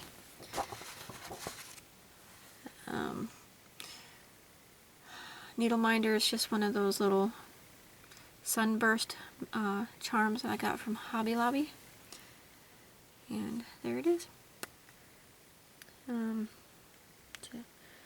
See, started on the 29th of June 2019. For the magical stitches prompt, help. You got help with it from somewhere, somehow. And I let my husband help me with the conversion colors because I chose a range of pinks for it, and I let him pick the light and the dark. So there we go. So get you back in your project bag. I know this one really clashes, but I didn't have another one that fit that was available, so it got that home. Okay, so now let's get you up there and go into the next page. The next one is another dailycrossstitch.com pattern that I freaking love. I'd wanted to stitch it for a while and I finally had a reason to start it. I love you, all of you. So cute. It was Magical Stitches. It was a one-day pop-up for the newest WIP, and since, you know, on a pop-up you want to get as many stitches in as possible in that day's time, and none of the newly started WIPs didn't really lend themselves to that kind of thing. So I just decided I would start him for that, and I got a lot of stitches done that day. All right, so he's currently living in a enchantment bag, red and green chili peppers, freaking New Mexico. I had to get it, even though I don't really care about living here. It just seemed apt that I should own one of these. Alright, so here we go, and this is how far I've gotten with him. Grime Gard I made. Needle minder I made from a pin that I got from clothing sales on base. He's being stitched on 16 count white Aida, 2/1. He was started on the 1st of September 2019. And as you can see, I've made it easy to fill in. I've used friction pen to mark all of the border stitches along his outline. So as I go back and forth, I know where to stop. So he's a nice, easy stitch. So whenever he fits a prompt, he gets some more love. But I love this fabric. Look at that little buttons. So pretty. So pretty. So, yeah, at the San Antonio retreat, I made a bunch of grime guards because I've been having to, well, I bought more Q snaps because I have more projects, and then I was having projects that had Q snaps that didn't have grime guards, so I made a bunch of grime guards. Now every Q snap has a grime guard, And then I have extras in case I need to get more Q-snaps. Because I like to keep a project on its Q-snap. It's just the way I work.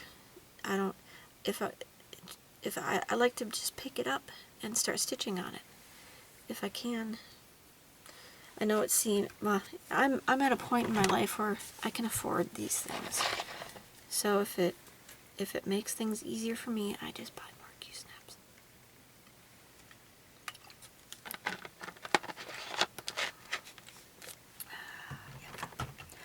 Okay, let's move on. Wait, that was bucket number 2. So let's scooch this one. Crap, where do I want to move him to? Here, I'll just slide him this one out of the way. Ow, sorry. And this bucket comes over here for bucket number 3. Alright. Get comfy again. Whew. Alright. Next one is called Paladin from Firewing Designs. I love this.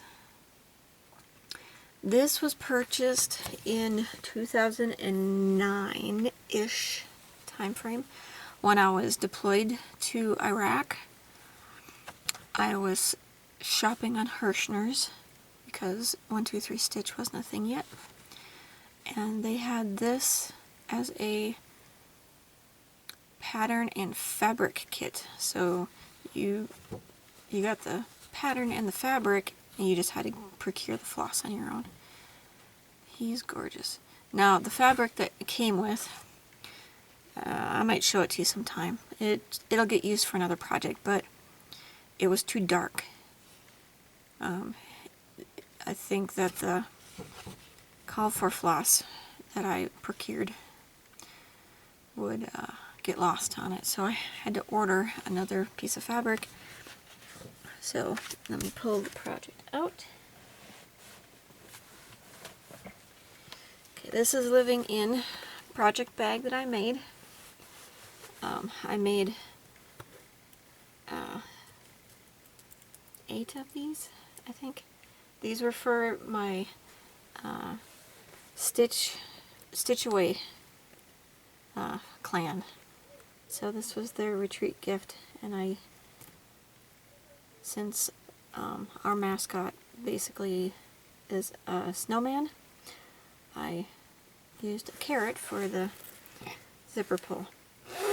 So pretty kind of gold outlined leaves with the mottle green, and then Trish pink on the inside. So Paladin lives in this bag. I needed one of the project bags that didn't have a vinyl front to it because it's gonna be a gift for my husband, and I think I've managed to keep it a secret from him so far.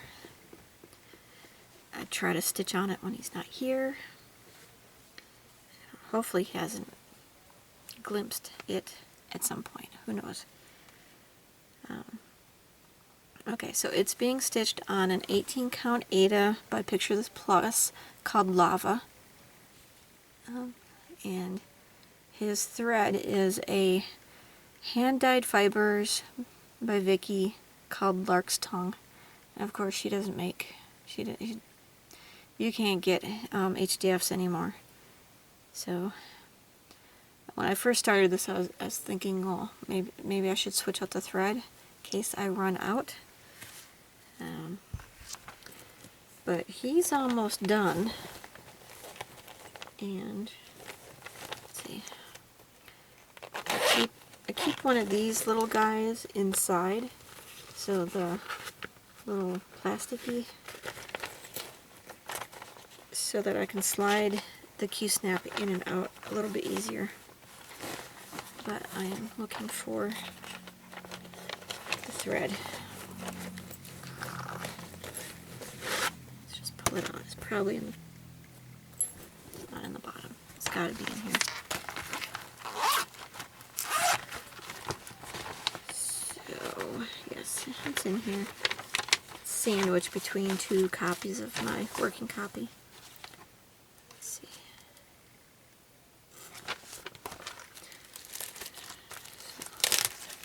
So, here is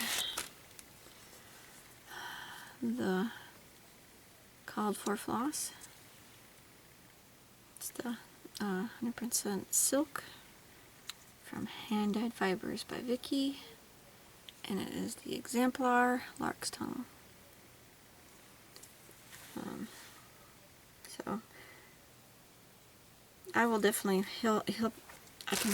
this project will finish and I won't run out, because it's on here as a 6-ply, so it gets, there's a lot of mileage on that little spool. Okay, so grime guard I made, needle minder I made from a charm from Hobby Lobby. I like these, the ones that have the hole down through the center, because sometimes I will store extra needles in the little hole that goes through it. So let's go ahead and partially un-Q-snap him so you can see the whole thing. Let's do this one and this one. Alright, so here he is. So close to being finished. He is a gorgeous pattern. He's a fun stitch, and these patterns are great because you don't have to use the called for. I used the called for because I had spent the money on it. Wasn't cheap. And the fabric. But he's turning out beautiful. Alright, so we're gonna put everything back in, and as I do that I will talk a little bit more about it. Like I said, I had to order new fabric because the old stuff was too dark. I had to find and order the hand-dyed fibers, because that was, like I said, this is back before 123 Stitch, when Hirschner's was the only place I knew of for online ordering of cross-stitch supplies. So I had to find her website and order it from her. She is, and she, at the time that I dealt with her, she's extremely personable and nice person. So I ordered a little bit more from her. You know what? I'm interested. I know right where it is, and I'm curious. I haven't looked in this bag in a while. Let's see what I have. So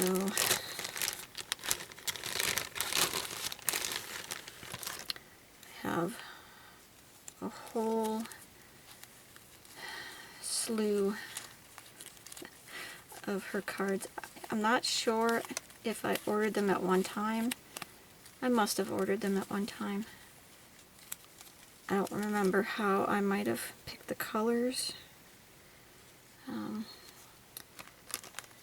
If you're curious about the colors, just make a comment. I'll go through them in another video. Okay. Okay, this is fun. Alright, so here's another grouping of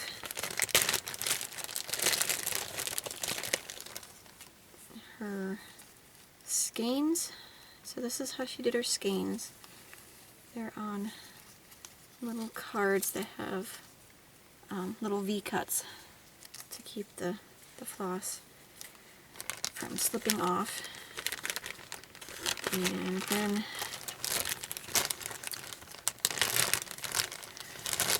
let's see what I have here. I have spools. So I have Exemplar Bud. Yep, you can see it's a very good purple. And there's, ooh, what did OMOT stand for? It was a line of her stuff. I forget what that acronym stands for, but anyways, clay. Look at that variegation. Let's see. Bud and Bloom. So I think what this is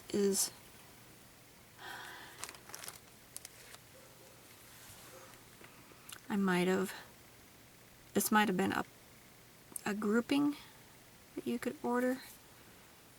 So this is French Artichoke. That pretty pinky goldish. Amber Waves. It's nice. Springy terrain colors. Let's see. I'm not sure I want to even try that. It's like Kodiak, but with a Kodiakerie. That's a weird name. But there's, yep, Bare Browns. And the last one is called Exemplar Black Iris Bloom. There's the name, and there's the color. It's gorgeous. Gorgeous stuff. It is. I try not to use this phrase because my mother-in-law uses it constantly, but it fits right here. It's a shame. It's a loss to the stitching community that she stopped doing embroidery floss. And what's funny is in the package, see how old this is? The label is just about not visible anymore. So this was ordered, yeah, while I was in Iraq. Let's see if it's got a date on it.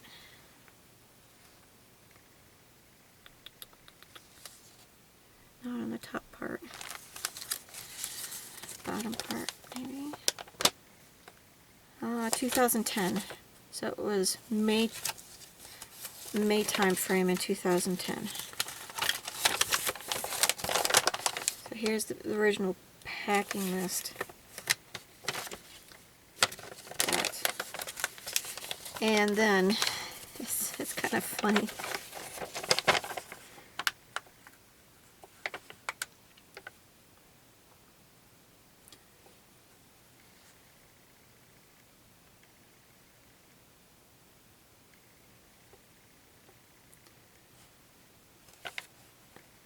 Alright, so she got me mixed up with somebody else. Because it's my name at the top, but that's not my address. That's never been my address. Or email. Somebody had questions about how certain colors would work with a certain pattern, I believe she was saying. So the AVAS of, was it a SWA? Anyway, silk colors that you recently used in a freebie.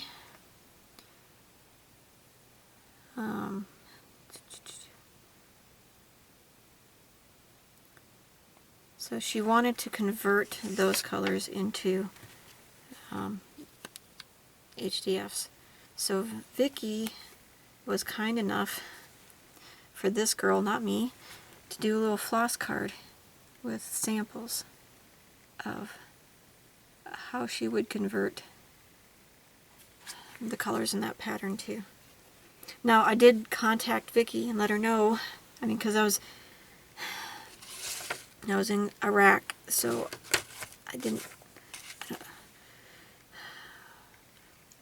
I contacted Vicky and asked her, do you want me to send this back? Do you want me to send this on to who was supposed to get it? And she said, no, don't worry about it. I'll make up another one and I'll send it to her. So I got to keep this little sample card. It's cute. Alright, so that's everything that was in that envelope that I've had stashed. Alright, so this is going to just have to... Where do I want to put it? Put it right down here. Package it up later. Okay, so Paladin. That's that project. Get in there and zippy. Okay. Alright, so the next one is one that is an electronic pattern. It is called Pink Floppy from dailycrossstitch.com. I always wanted to stitch a floppy disk in cross stitch because it's just one of those retro things that, you know, is part of my past. And so let's grab project bag. Okay, this is a project bag that I got from Etsy recently, and it's another one from Artful Panache. So it's, and I'll pull everything out so you can see it, because the beauty is on the inside, because it's just a black fabric on the outside. Come on. Alright, let's do this in stages. Okay, so here is the inside. That's so pretty. Kind of a bohemian, scrappy, quilty kind of thing with the black background fabric. So very pretty. And her zipper pull is a little butterfly. So cute. It turned out a little smaller than I anticipated,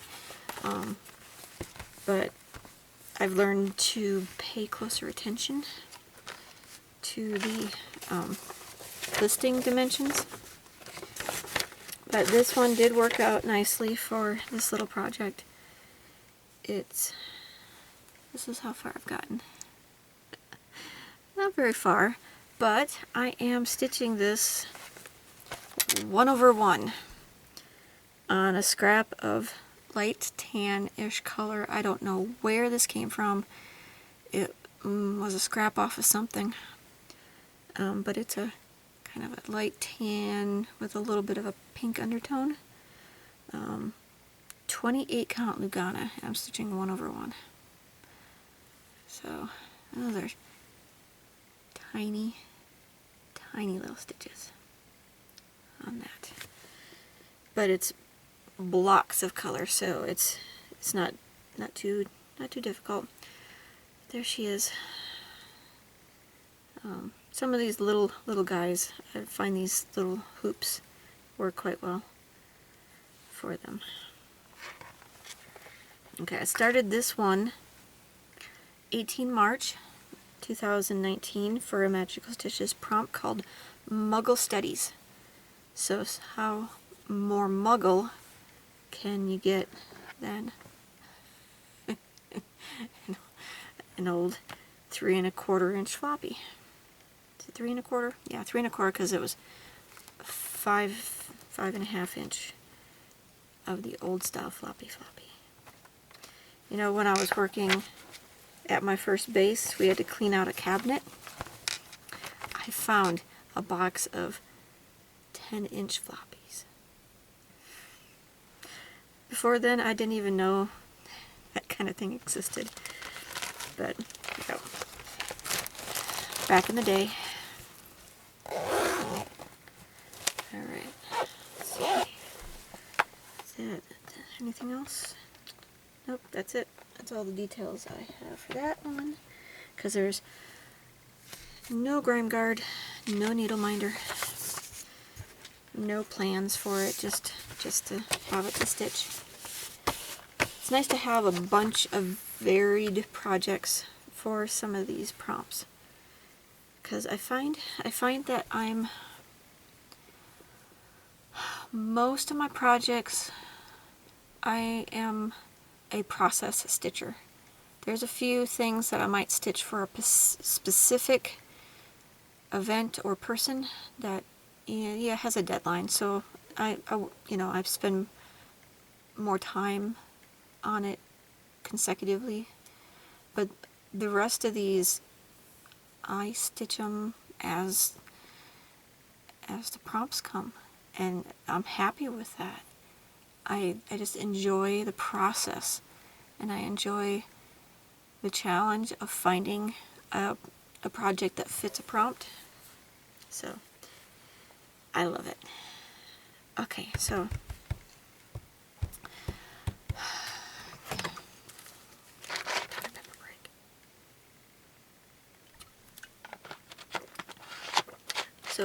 I have no problem having some of these projects languish for months and months, because I know eventually something will come along that they'll be perfect for, and enough prompts and they'll get finished. Okay, so the next project is, oh damn it, it's from this pattern by Draco Lair Creations. It's called Rune Sampler. So this is the whole pattern. Look at that detail. This would be a big project to stitch. What I did is, for the Magical Stitches prompt, Study of Ancient Runes, I asked my husband, because he's really into pagan, Viking, you know, all that stuff. Asatru is the actual name of the group. Okay, anyways, so he's into the runes, so I asked him to pick his favorite 3 runes, and so he did. Alright, so this lives in Project Bag. A beautiful Project Bag. This one is by Pretty Southern, her Etsy shop. And what's most of the Project Bags is weird because they zip from here to here. Well, hers starts on the other side, which is probably how a lifty would do it, but since I'm used to all the other ones. Okay, so I took those 3 runes that he picked and I placed them side by side, and I have been stitching them. So there's the first 2, the middle, and the one on the right. So the one on the left has gotten a start. So there's the first few stitches. It's a lot of confetti, so you get that real, you know, stone tablet, you know, rune kind of thing going. So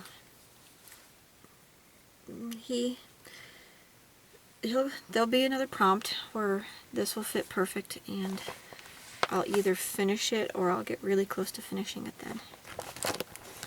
So I call it Rune Trio, is how I have it written down in my Stitchy Tracker. Okay. Starting to put away and I haven't finished with everything. Okay, another one of the grime guards that I made with the kitties. Another sunburst needle minder. And this is being stitched on a 28 count light gray Joblin that I had in my stash. Trying to think.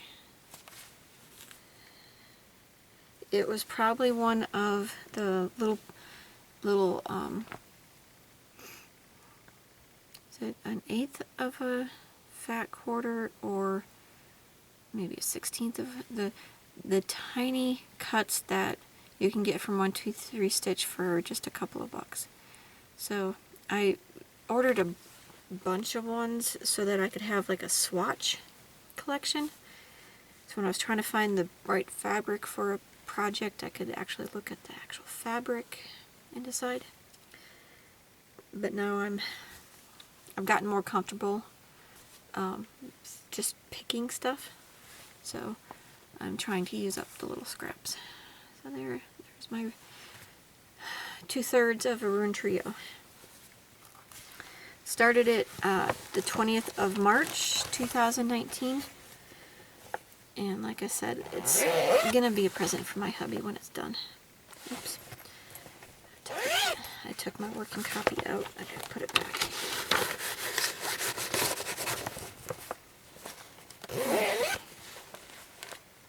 So that's that one. And put you on the pile. Next page.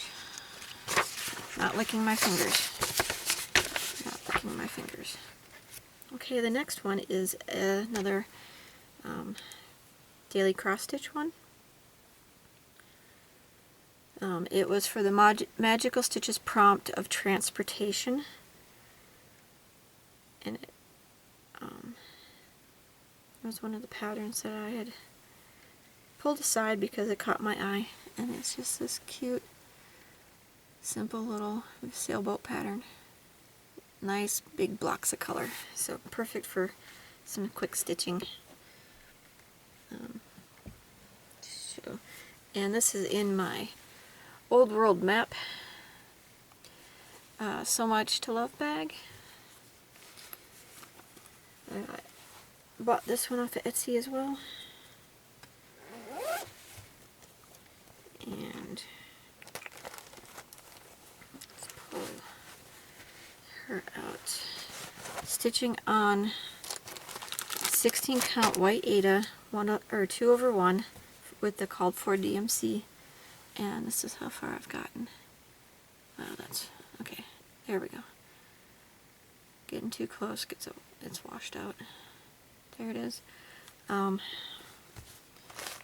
only have, let's see what I figure, 143 stitches left. So one of the prompts coming up, this will be perfect for, and I'll finish her off then. Oh, good gracious. Okay, grime guard I made, needle minder I made. Kind of see a theme. I get a pack of these things. I make a bunch of needle minders, and then they come in handy.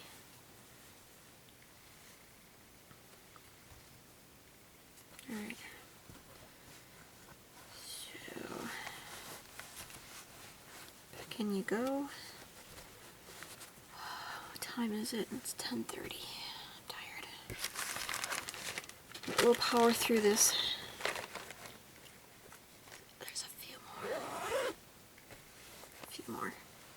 Okay.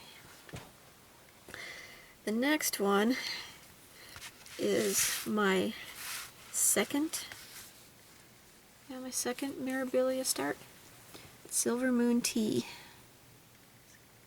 Gorgeous pattern. I started this for last year's Mira,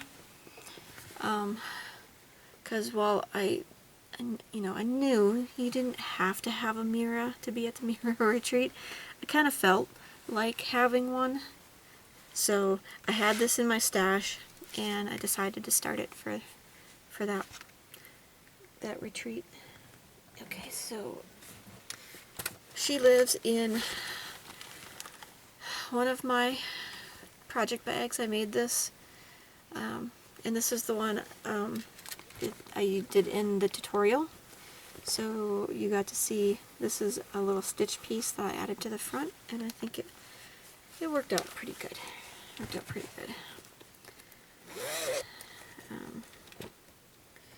So, yeah.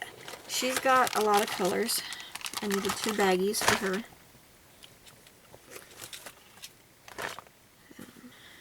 And she's on a 11 by 11 Q-snap. Let's get her a little more presentable.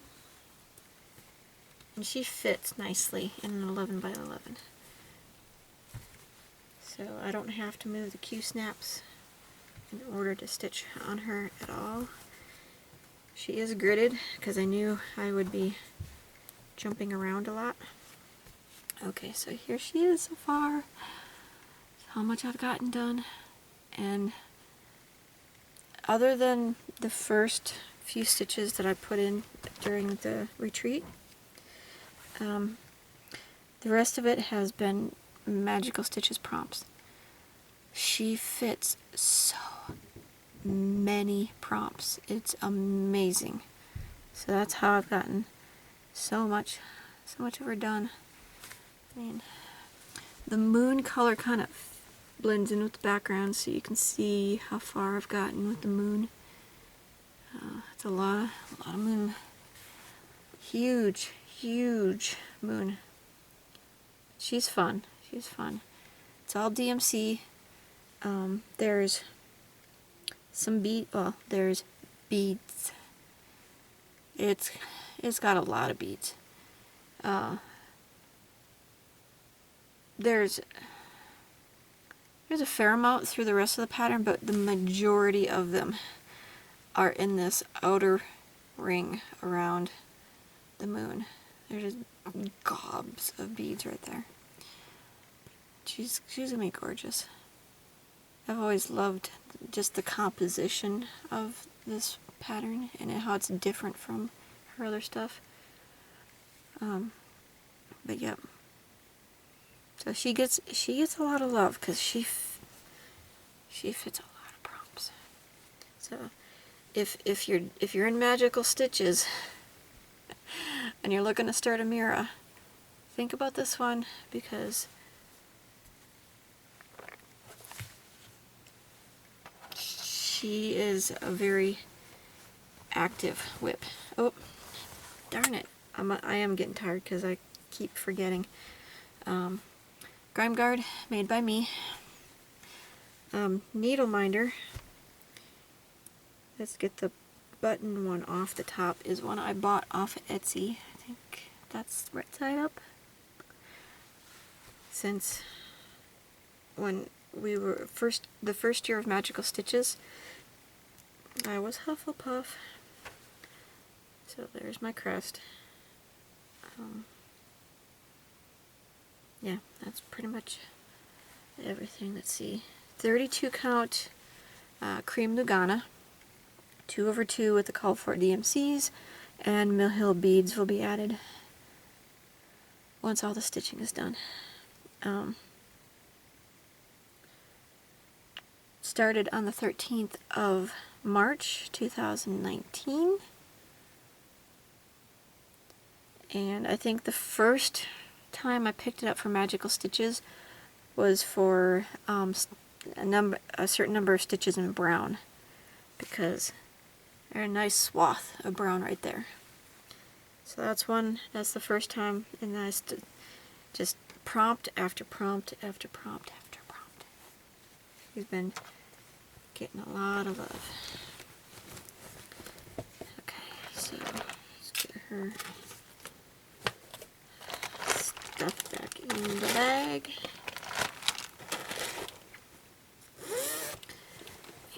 And in the bucket you go. The pattern gets placed on the other pile.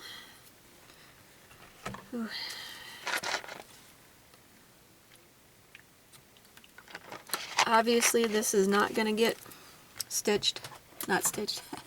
not going to get edited tonight. Okay, that's another one.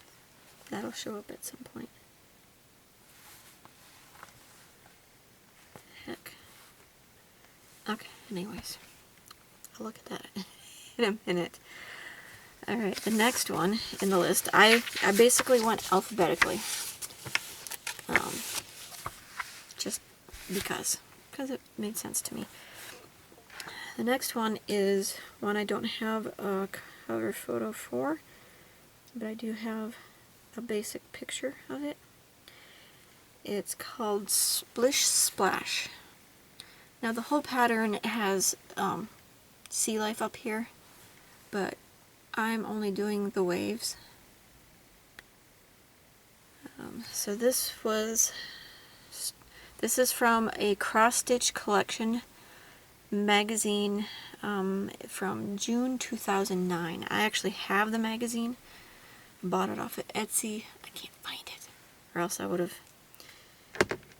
brought it in here. Okay, so let's grab.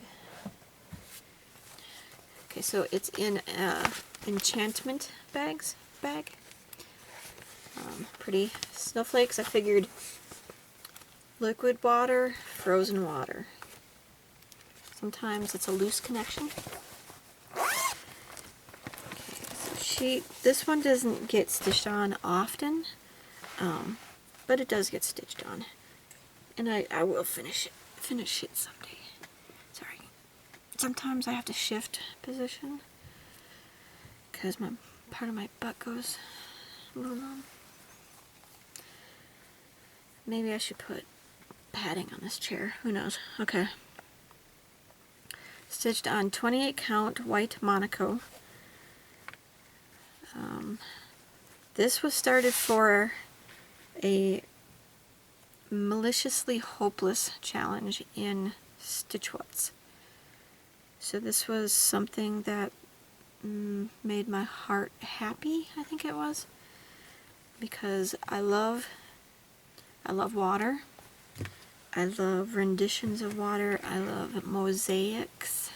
So to have a mosaic of water was a perfect choice for me.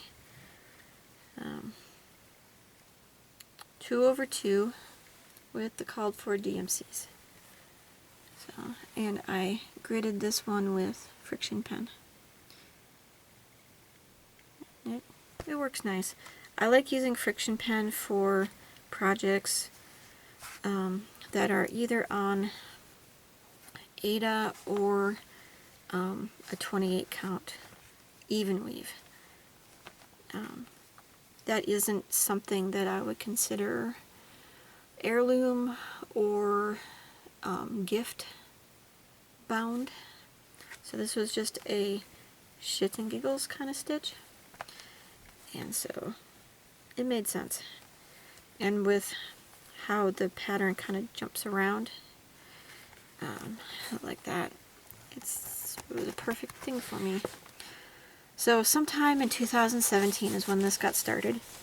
It was one of 4 projects that kind of went MIA for a while. I'd misplaced them. I tore the house apart looking for them. Didn't find them. I finally found them.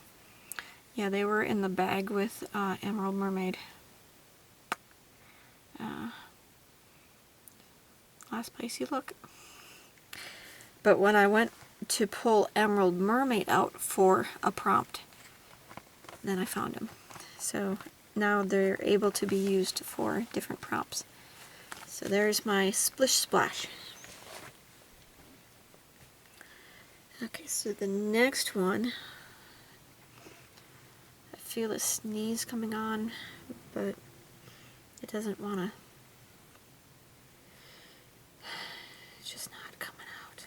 Okay, this is a free pattern by Satsuma Street called Sunshine. Pretty little sun motif. And it was started for a Stitch What's Satsuma Street sale in sometime in 2016. So here we go. This is in another enchantment bags bag.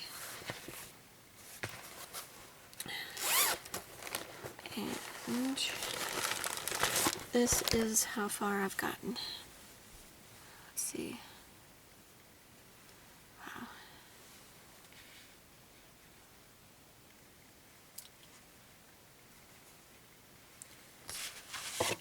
Block that light. Maybe. Yeah, you can see it a little better now.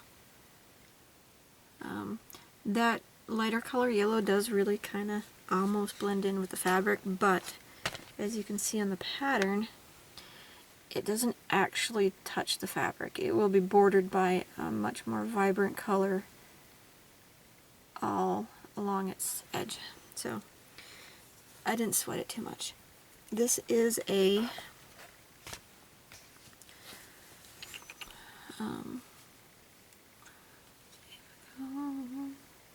I mean, I've got light coming from multiple directions, and I thought that,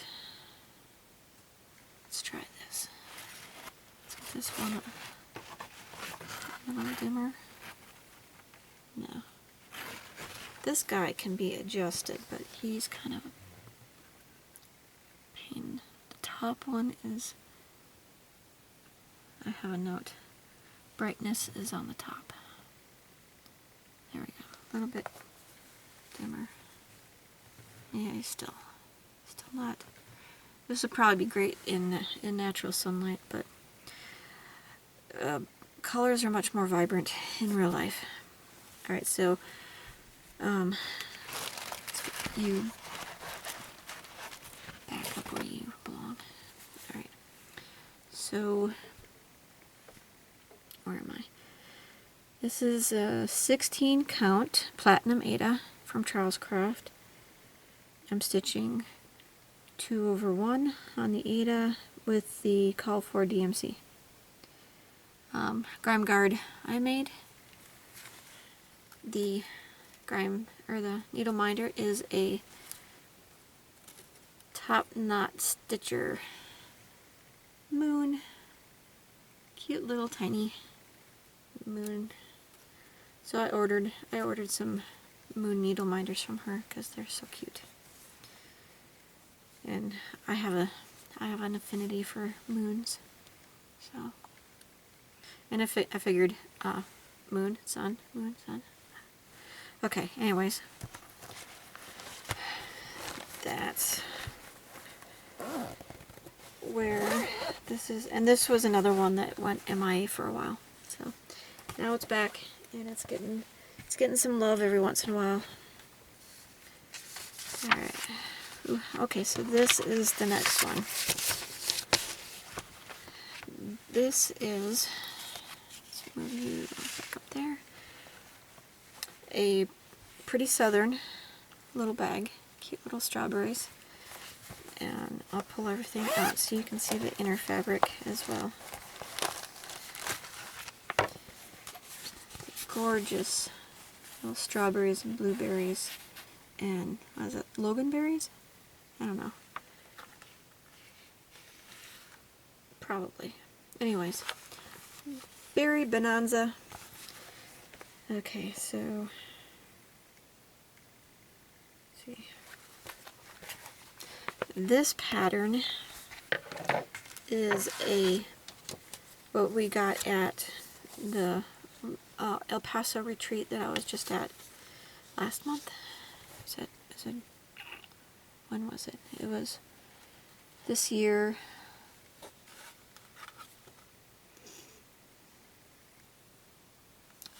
It was probably last month. Okay. And this is her new series that Faithworks designs by Nancy Waller. This is her new series that she started. It's called Tea Tiny Seasons, and this is the spring one, and it's super cute. Little spring scene and coordinating little button. She gave us the frame as well as all the finishing materials. So the little mat board forms to put around it, or to mount the pieces to, and the floss to make the cording. Yep, that's the word. And the fabric that we used fusible interfacing, double-sided fusible, to fix it down to a piece of mat board. So it'll fit right, so the piece, when it's finished, will mount onto the fabric covered board. The board will fit right into the frame. This will be attached either with Velcro or a magnet. I think she gave us a magnet. I might use it, I might not, who knows. But she's going to have one for each season so that you can change them out, because they're mounted to the board that goes in the frame. And this guy pops off, so the new guy can pop on. And it's just this cute little stitch. Alright, so this is on the, it was a kit that she gave us. I added the fabric when I got home because I need to stitch the little round piece on the same fabric, and in order to get it up in the corner like I needed fabric on it. So I stitched pretty much the whole design of the main part at the retreat. I don't know, it is linen, so let me grab the board to put it on. So there it is. Now, what I have left to do on this is adding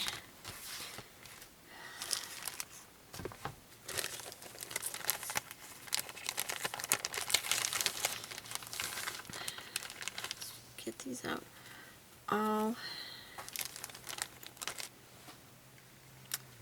Good gracious. What do I want to grab?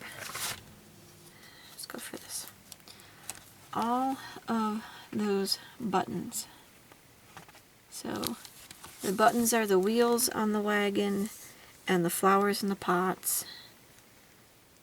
You know, so all the little buttons will get added.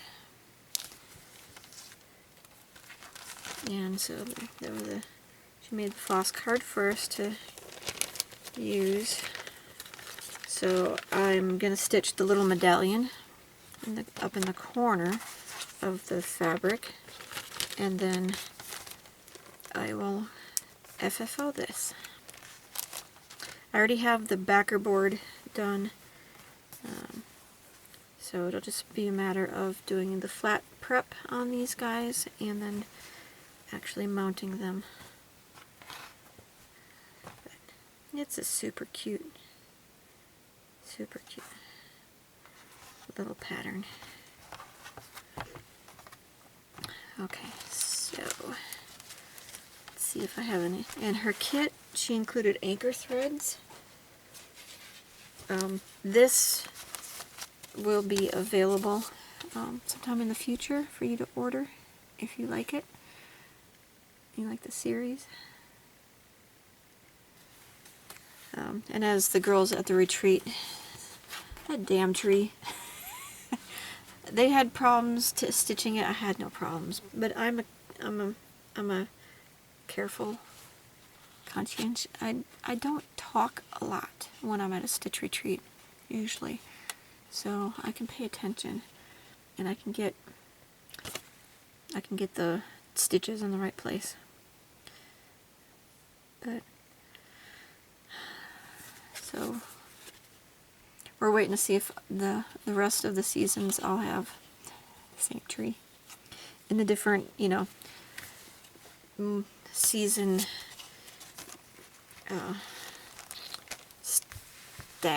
status. What's the word I'm looking for? State equal to the season. So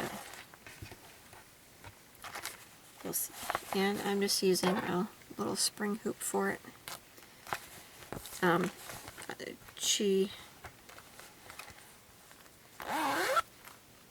Yeah, anyways. So that was started on the 29th of February of this year. And it was my retreat kit start as well as my leap into a new year start. So that's what it was. That's done, and move on to the next page. Close, we're getting there. Okay, the next one is another electronic pattern from Daily Cross Stitch. This one, my husband absolutely loves it, and it reminds us of a Pixar film. I think it's a Pixar. Tell me if you can figure out which one it is. So this is Unstoppable. T-Rex with little grabby arms, because his arms are too short. So that was started. Let's see. Let's get these bags leaning the other way so they don't keep falling. He was started sometime in 2017 for the Maliciously Hopeless Sal, because something that makes you laugh, because that definitely makes me laugh, because every time I see it I think of the anyways. So I have it in a Creations by Mary Rose Etsy purchase. Pretty patriotic bag. I love her bags, and they're nice size. Okay, so here's as far as I've gotten. He's so close. He is it this month? No, he was a WIP go from last month. So with WIP go, you don't have to finish them in the month they're called. But you know, it's kind of like you stitch on them. But if it takes you longer than the month, it takes you longer than the month. But you don't mark your square until you finished your goal. And my goal is 500 stitches or a finish. He'll get finished, and he won't have made it to 500 stitches yet. So close. All right, so he was started in 2017. He's on a 14 count Ada from my a random piece from my stash. I'm relatively certain this was a fabric that came with a DMC kit. I'm not sure if it's an authentic DMC kit or if it's a not quite authentic. Who knows? But it came with this fabric, and I didn't like it. I'm going to stitch the project on an even weave because for me it calls for it. But since I had this, I had this scrap. It was already pre-gridded with water soluble ink, so I had to wash out that grid and put my own grid in for him. So I don't know what he did. It's not a color, but you can see it's a medium darkish tan. So he's 2/1 Ada. All the called for DMCs. Gard I made. Needle Minder is one of my series of needle minders. And that's it. So close with him.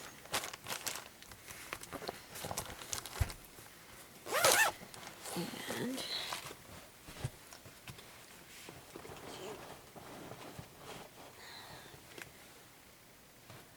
Okay, so the next one is another electronic pattern. This one, okay, so this is a picture I found on the internet using a Google search. I took a snip of it back in the day before I knew anything about copyright type stuff, and I charted it myself from the picture, but I made changes to it. I made some alterations.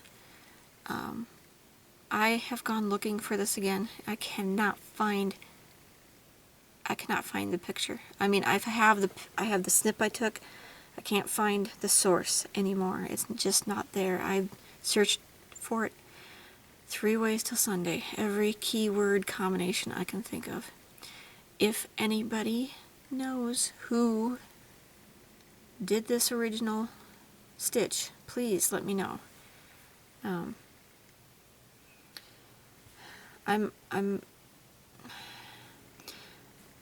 Patterns that I design, I'm eventually going to throw them up on Etsy, just for like $1 and some change, because I do some pretty simple designs. But I figure somebody, there might be somebody out there with the same sense of humor as I do. And I want to put my version of this up, but I'm not comfortable. I want to make every attempt possible to find the originator of this, so I can at least give them credit, maybe get their approval to put it up, maybe share whatever monies are brought in by it, because they designed it and stitched it for themselves, and that's it. They didn't put it up anywhere as a pattern that you could get a hold of. So enough of that. Let's grab the project bag. This is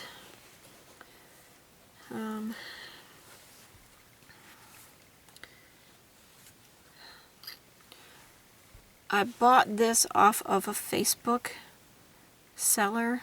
I honestly cannot recall what it was though, but let's pull my project out so you can see. It's a nice, Halloween creepy bats and stuff. And it's a nice little project bag. If I could remember, I would give it credit, but this was a while back, and I can't pull that piece of information out from whatever synapse it resides in. So, okay, so I just call this Voodoo. So the text is the same. The basic shape of, I got threads everywhere, of the Voodoo doll is the same. I picked my own colors. I changed some of the outline because there's just some awkward parts. And instead of the bleeding chest, I changed it to a stick pin. So there's going to be a stick pin stuck in him when I'm done. So I like that. I don't need to take the Q snap out because the text is the same. So I have don't, and then part of the M for make, and then I got Voodoo and U done because I needed red stitches for a prompt recently. So yep. Grab Gard, not mine. This was a gift during which retreat? I think it was the Flosstube retreat in Austin. One of the wonderful stitchers made grime guards for everybody. If I could remember the name,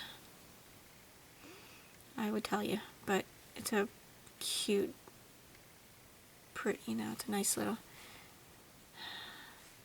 it's well made, and I love the fabric. So it's getting used. It's getting okay. And then the Grime Gard is a top knot stitcher. It's a red moon. Let's just take needles off. I tend to have, there's the moon. I tend to have at least 2 needles on a project. This one has 3 because I have multiple threads going at one time, apparently. So what I will do is I'll have my stitching needle, and then I'll have a bigger needle, big enough so I can tell the difference between the two, that kind of lives on the needle minder. So it's quick to easy to grab if I need to use it as a laying tool. If I have a stitch that just doesn't want to lay nicely, I'll use it as a laying tool to kind of comb the threads so they lay nicely. But there he is. We're getting close. Anything else? Boom, boom, boom. Nope. Well, I don't know. Did I mention this was? No, I didn't. This was started for the maliciously hopeless Sal, something that made you break out in evil laughter, I think. An evil cackle. I don't know, but yeah, or evil grin, something like that. Don't make me do voodoo on you. I think that a lot.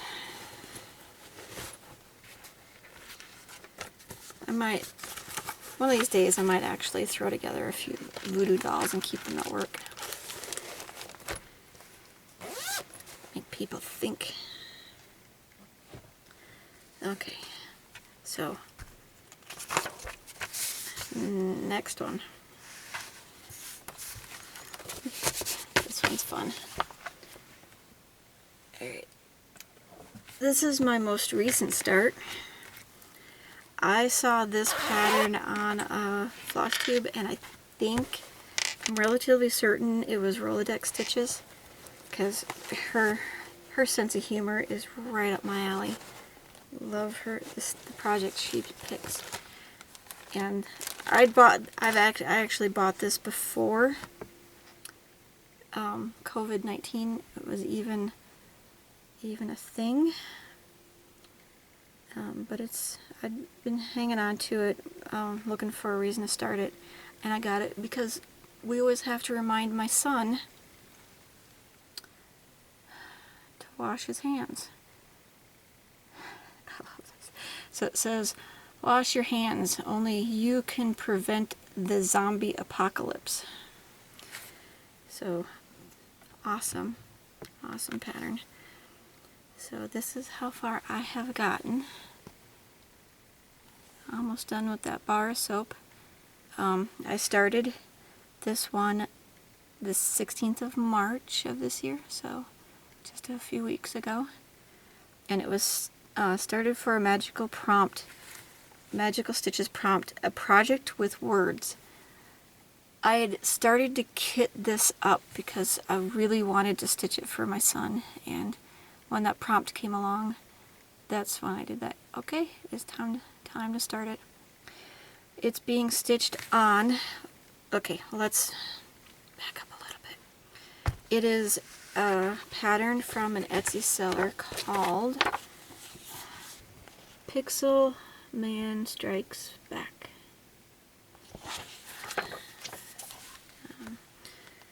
So then it's being stitched on 32 count antique blue Lugana from Zweigart.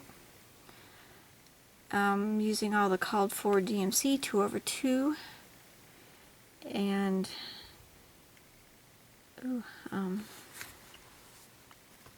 missed a step.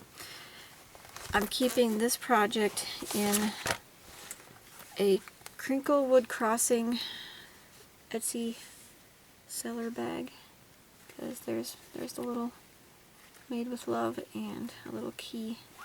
I love this pattern, like a Moorish mosaic pattern, and then the back is a pretty, you know, modeled mandala that matches nicely. So this is one I had to order. Let's see, what else? Gard was made by me. This was one of those fabric scraps from Joann's because it's pretty pink. I love it. And I figured it matched the project nicely. Needle minder is made by me. It's one of my sunburst mini things from Hobby Lobby. They came on a strand, so there's a whole strand of these little beads that I made into needle minders. Okay, so yep, I told you everything about this. Yeah, freaking, I'm loving this project. So it's awesome, and now it is so freaking apt. So yes, I fit it into as many prompts as I can, because this is one I'd like to get done sooner rather than later.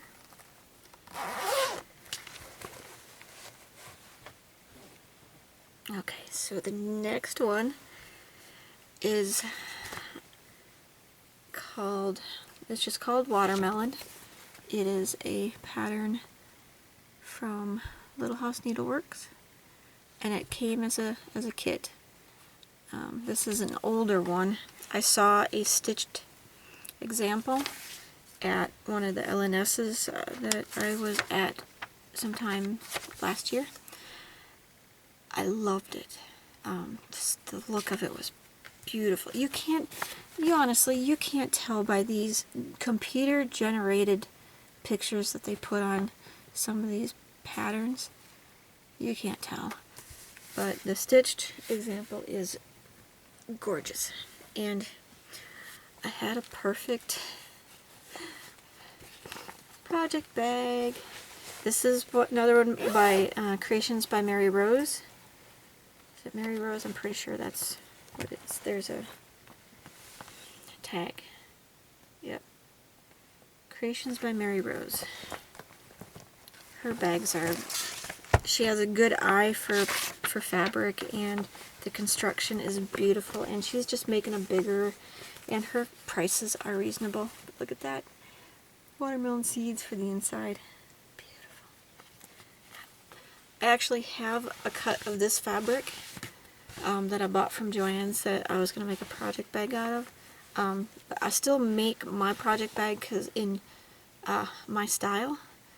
I'm learning. I've watched tutorials on how to make these, so I am going to start making some of these, but the ones that I've already bought fabric for and planned, you know, like matched fabric and zipper and all that, I will probably still make in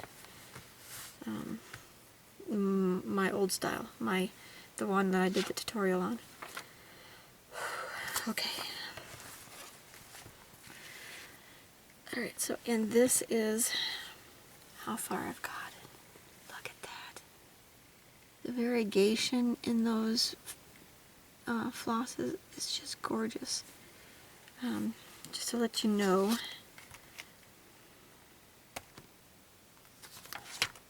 let's see, I'll tell you on here. The pink is Crescent Colors Persimmon, and the green is also, they're all Crescent Colors. I think the green is Joshua Tree, but it's just beautiful. Yeah, it's gonna be gorgeous when it's done. Just, it's a simple pattern. The composition spoke to me. The color, you know, the colors spoke to me. Okay, so this is being stitched on 32 count taupe Lugana. I figured that was the perfect background color for this, because as you can see, the border is done in a white. It's actually Crescent Colors Bamboo, and I wanted that white to show up. So there we go.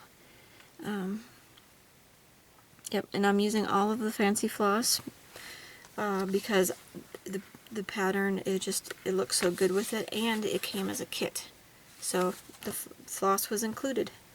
Because this was an old one, I found someone on,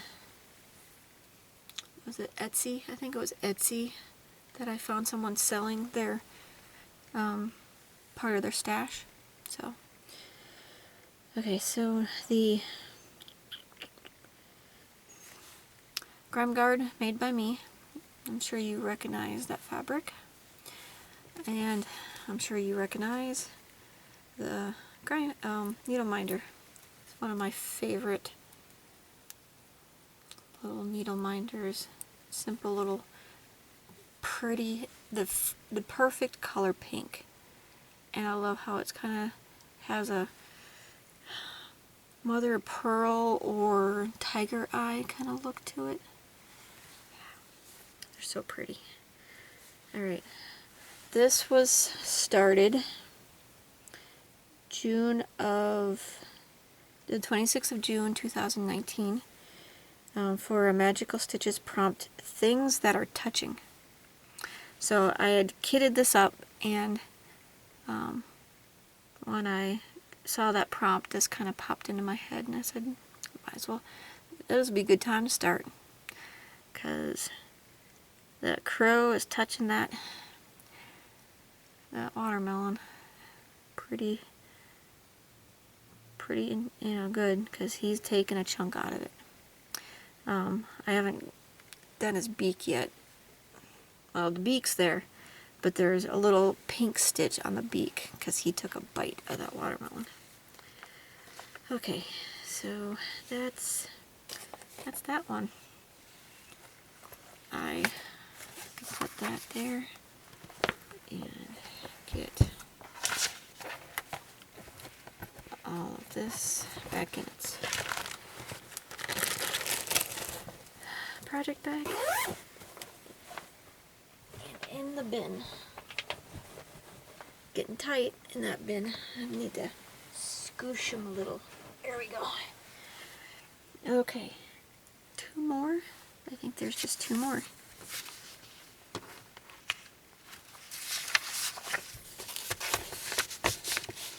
Okay, yes, there's just two more. Alright, so the next one is a pattern called Winter House by Tiny Modernist. I bought this at StitchCon. I've told many people I don't do houses, I don't do alphabets, I don't do houses. But as I usually use the caveat of somewhere I'm going to find a pattern that speaks to me, that has those elements. So this is one that did. It was the stitched example, the model, stitched model that they had there.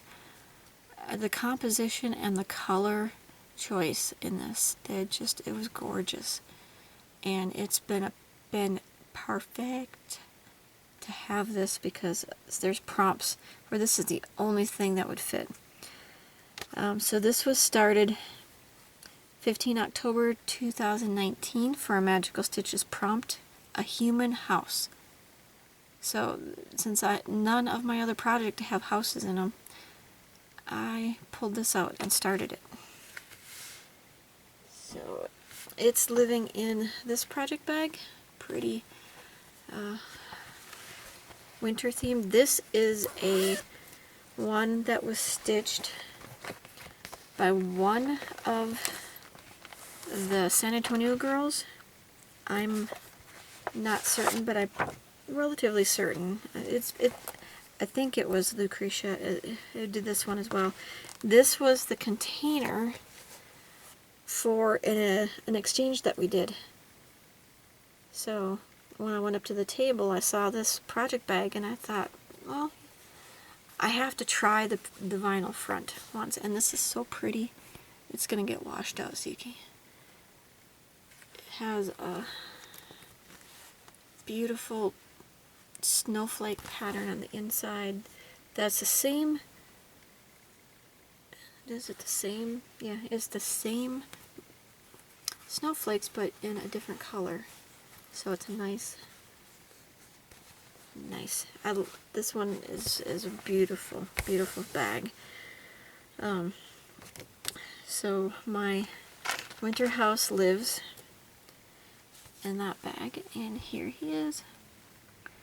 So he's being stitched on a 16 count Platinum Aida by Charles Craft. 2/1, as you do with most Aida, and all the called for DMCs. It is all DMC.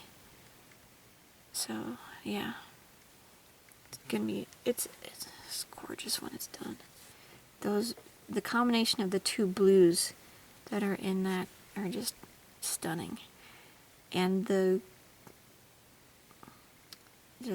yeah, something about it spoke to me enough for me to buy a pattern that's basically a house. So 15 October 2019 started for that prompt.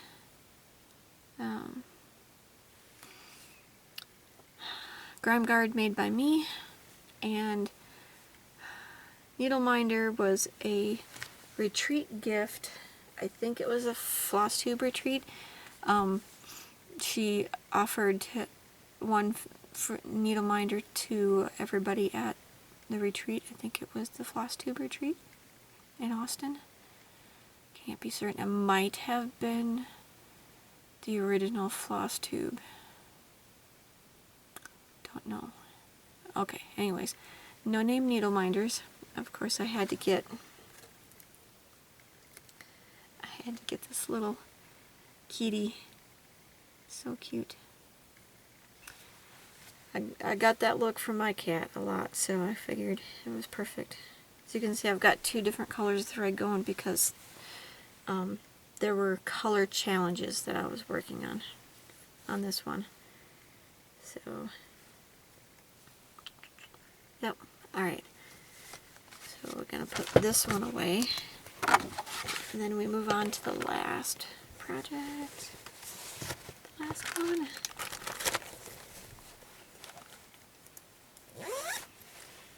I don't know how long this is going to be, but it will be as long as it needs to be. Okay, so this is a electronic pattern from Etsy seller by the name of Modern Counts. When I bought it, it had a different name, but I looked it up to make sure it was still available. And they've changed their Etsy store name, and that's what it is now. So, let's go back and go find it. Alright. This is a stitch I'm doing for my husband.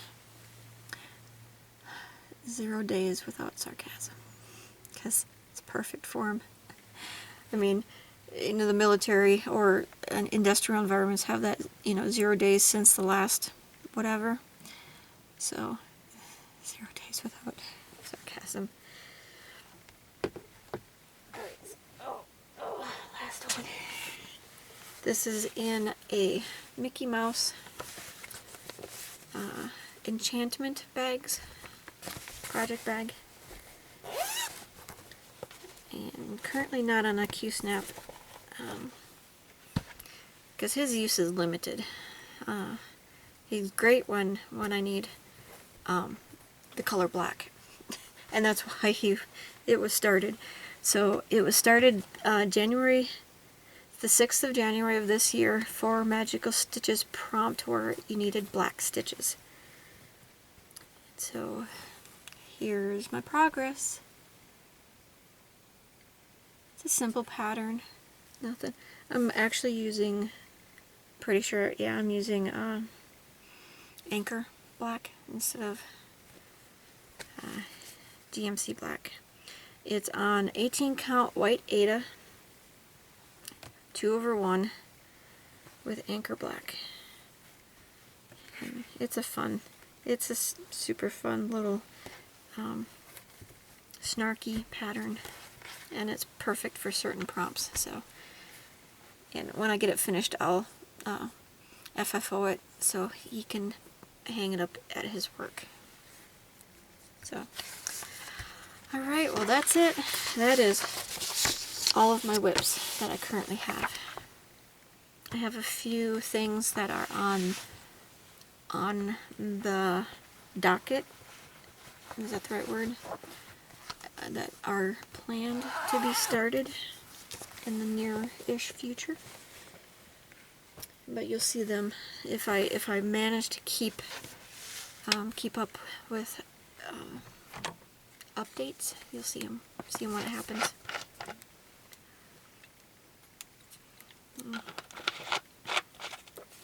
Okay. So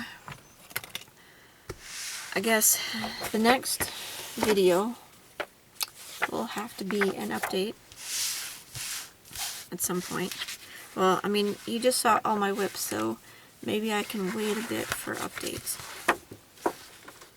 So maybe either before or after my next update, I plan on doing gathering all of my finishes. Like I said, all my finishes that were completed during my hiatus from Flosstube. So I figured it'd be interesting to see all those. And then I have a couple other videos planned, but I'll talk about possible subjects in the next update, because this is going to be long enough. Alright, so thank you all if you've stuck around. I know people love WIP parades, so I'm glad that I finally had a reason to do one. And take care of yourselves. Have some good stitching while you're doing your social distancing. And we'll see you next time. So, happy stitching. Bye, guys.